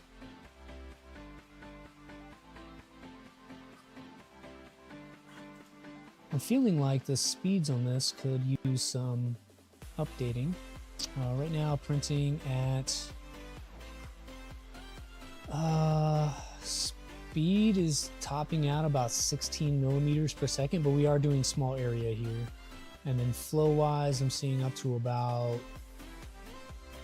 I don't know, 1.5 cubic millimeters per second, which is not a lot. Which is not a lot. But again, we're printing small. Just feeding in some more filament here to keep that going. I love this auto filament switcher. I may have to support those guys and get another one for some other stuff.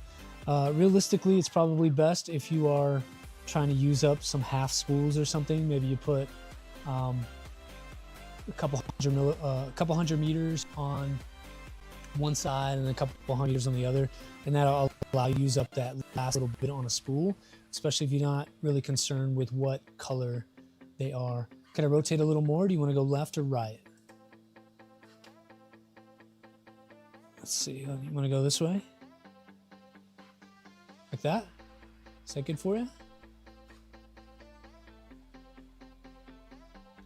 So there's already that one little bridge that's going there, and it looks great to me.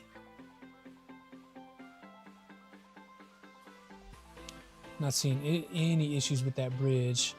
We're coming up, I think, on the first large bridge.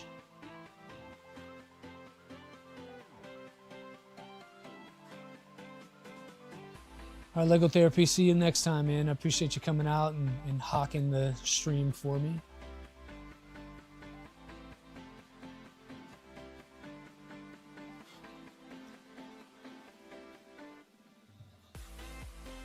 Yeah, this thing can definitely use some more speed.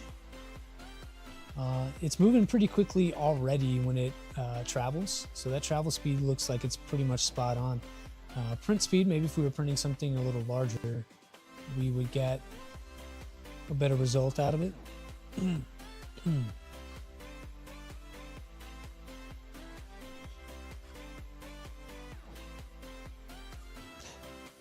That guy's funny. I got Lego to build.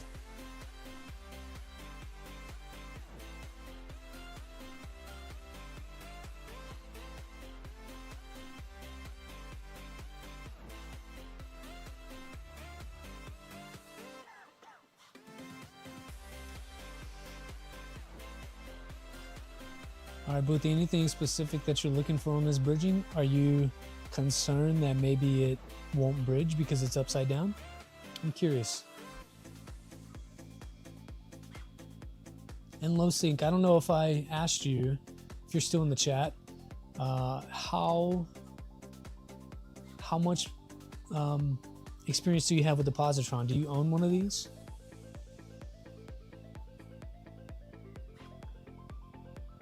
I mean, we all know that Jeremy lost his, so he he doesn't have a Positron anymore.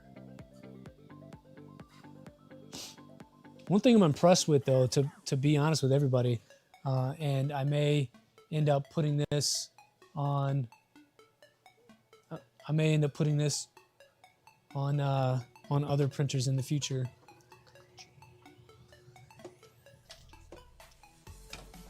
But the Z-axis on this Positron is stout. It is a wide boy. It's like a 15, like an MGW 15 or something like that. It is rock solid. I thought that maybe it being a foldable machine, I'd see a lot more like Z-axis wobble or something like that. I haven't seen that in the prints that I was able to print. We'll look at that today. If I forget, remind me. But we'll look at that when this bridging test finish. And if I could apply that MGW15 to other builds, that would be ideal. I think the problem is they don't really fit on anything but like a 30-30 and above. So how much we do with 2020 in our hobby these days, not really feasible. That would make a great X-axis as well. Be a little heavy, and everyone's concerned about going lightweight. How much is it? Hux, this one, depending on where you are in your region, I'm not sure. But for me here in the US, they are $600.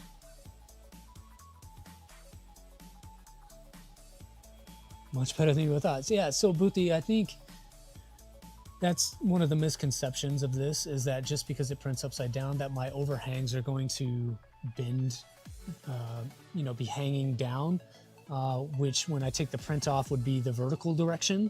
That's really not the case. Because of the cooling on the printer is as good as it is, there's a 50-15 in the tool head that provides cooling. And because of that, it actually causes the bridges to hang down in the normal way that you would see on a normal print. So if you had, I don't know, I don't want to say poor, that's not the right term, but if your cooling was similar to what you would see in a normal printer, then your bridges would look the same as it does on this Positron. Simply because the filament will shrink a little bit as it is being cooled. And that's how this works and why it's effective. Canada. So I don't know what the conversion would be for Canada dollars. I know they usually are more Canada dollars than US dollars.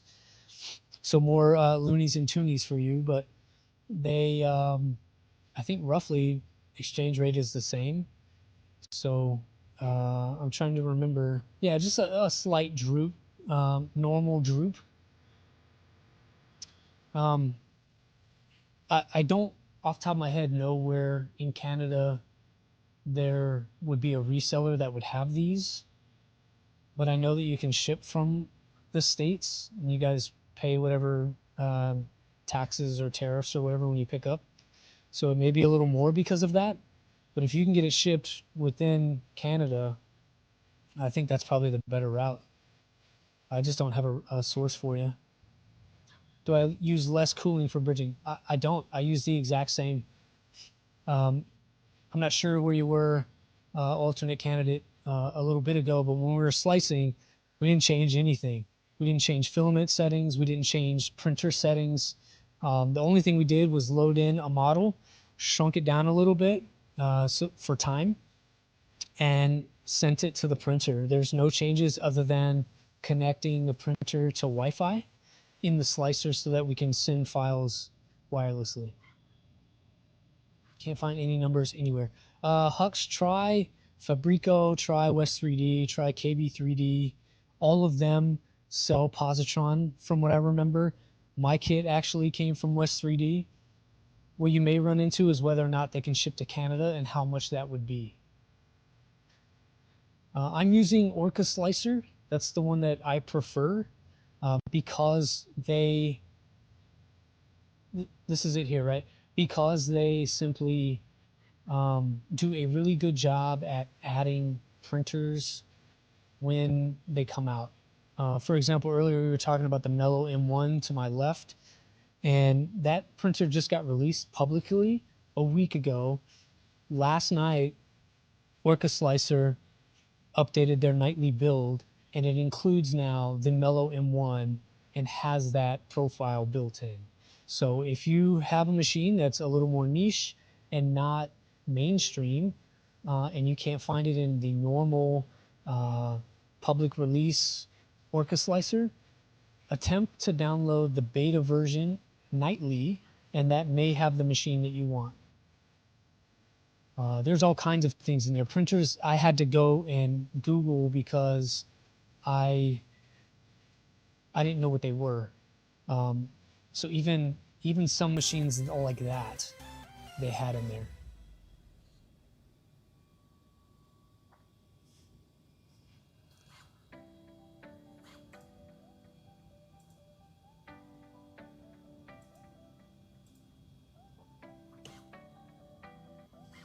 Sparta 3D does sell LDO kits.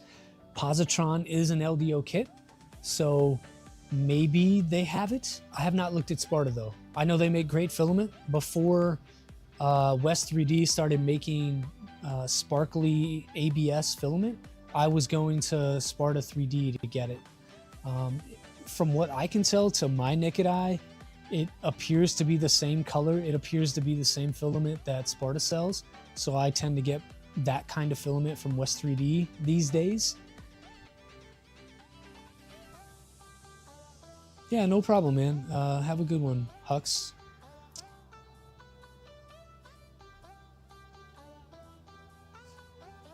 So to wrap this thing up, we've been going almost 3 hours. I think about the 3-hour mark is all I have in me today. What should we do for the next stream? We have some options. There are printer kits that we could start building if we wanted to start doing a build series. I do really want to get my VCore 4 assembled and working. That would be a start from scratch and probably multi-week stream to be able to do that. You're talking longer commitment on the stream as well, so at least 3 hours per stream just to be able to make progress. We could take a look at, let's see, we could build a box turtle. That'd be cool. We could go through maybe some firmware setup. I do need to work on my Trident. I've not had time to do that. And I had to make some changes to the main board. And so I need to go back in and make sure that the firmware can connect and all that stuff. We could do some of that and play around in SSH. So we have a couple of ideas. I wish I had some new stuff to be able to show off, like the behind the scenes kind of stuff. I just don't have anything right now that I can talk about. Another option, we could revisit the LH Stinger. That thing has been updated quite a lot over the last year since I built it, and it needs some love. It got damaged a bit in our move, and so getting that thing back going, it would be kind of cool. It's a super fast bed slinger if you've never heard of the LH Stinger. It uses carbon fiber build plate to keep everything super lightweight, and then it uses, on mine at least, 60 millimeter NEMA 17 motors and 36 volts to be able to sling the tool head around super fast. I took it to Rocky Mountain Rep Rap Festival. I took it on Rocky Mountain Rep Rap Festival last year and just let it run for most of the day, and it drew so many people over to look at that thing. The cooling system on that is just outrageous. Where do I have the Nighthawk 36? Steve, right now, I just got my replacement Nighthawk this week. I think it arrived on Monday, and it's the new one that doesn't have the overheating issues. I don't have it on anything because I just got it. The original one is on my Doron Velta. That one needs also some firmware setup and all of the things that would come with building a new printer. So I basically built it mechanically. It is done. It needs some love on the firmware side. That's where my Nighthawk lives right now, but it is the older one that suffers from overheating in the enclosed chamber. I don't know that I'm going to swap it out for the new one. I think I'm gonna keep it there and just take my chances. If it gives me trouble, I'll swap it out later, but that's what it's on right now. I have on the same topic, there's what is this thing called? A Mini V. I have a Mini V printer over here that is a 180 by 180 sort of trident looking thing that uses carbon fiber rods for the X, Y, and Z axis. I picked that up at Reno Vice. It was donated to me, and I appreciate that dude for letting me have this machine. But honestly, I haven't had the bandwidth to mess with it. I brought it home. I think I kind of gave it a once over to anticipate what I might need to do with it, and I haven't touched it. I feel super terrible, but that is an option that we could use, and we could put the Nighthawk on that probably.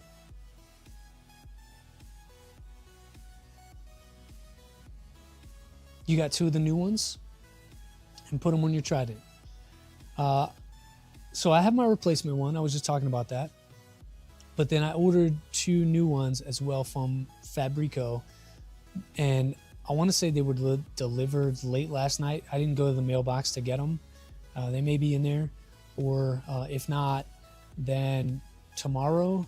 I just don't remember, but they should be here if they're not already, and I'm not sure where I'm gonna put them.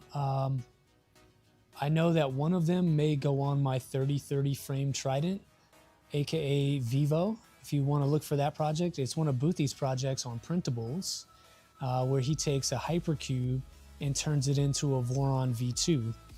So you end up with a 3030 frame Voron, making it super rigid and heavy. So the mass on that thing is awesome. I was getting very good input shaper graphs on that, but it's running the Vitali AB motors. It's running Vitali idlers. It has, it's got a Leviathan in it. It's got XOL toolhead with the Orbiter 2, and that runs a toolhead board, a regular 36. So if we could put a Nighthawk on that, I think that would be pretty cool. We would just need to change some wiring. Right now it works, and so this is the danger. I've got a working printer, and then I go start doing things, and then it no longer works for weeks at a time. So I'm a little hesitant to play with that one, but we could. That's the benefit of live streaming each week, and kind of my impetus for starting it is it forces me to get after projects I really have been lax on. So here's the reality, folks. Print is finished, and the last couple layers on it got ruined because I was running my mouth and not paying attention to what was happening. I caused the filament to kind of get jammed and stop moving because I didn't turn it back on. So as soon as we move this tool head out of the way, you're going to see that the top bridge on this is kind of messed up, and that's completely me. That's not the printer. So for that, I apologize. And I'm just going to move the tool head out of the way so that we can see what's going on. All right. While we're waiting for that to cool so I can actually take it off the bed, that's one thing you want to be careful of. Yeah, I know, I got you. I'm going to turn this upright again. We'll back you back out to where we were. There we go. So there's your finished print. That last bridge, like I said, completely got messed up. Completely got messed up. And it's not nice. But once this cools down, it'll be good. So we're already at room temperature on the bed, and that just finished a few minutes ago. It is on there. I'm trying not to break it. So let me get... So that vision miner definitely helps keep the part on. And I'm just trying to be extra careful, there we go, to not break the part. That's it. And like I said, the bridging came out fine, except for that top layer. So that's normal bridging for me. It's a little bit stringy, but again, we never tuned in that extruder. So looking past the stringing and that top layer that is completely user error, those bridges are perfectly fine. Cooling on this one is limited in the config. That it only runs up to 80%. So you're only going to get an 80% on the cooling fan. And even at 80%, you can see those bridges are pretty decent. So I don't know that it's a problem printing upside down with cooling. I do like this bottom layer. That thing is shiny. Look at that. That's the benefit of printing on glass. Well, there's a test print. There's updating the Positron. Appreciate you guys hanging out with me today. We're gonna probably end the stream here. I want to make sure I answer any last minute questions, or we nail down what we're gonna do for next stream.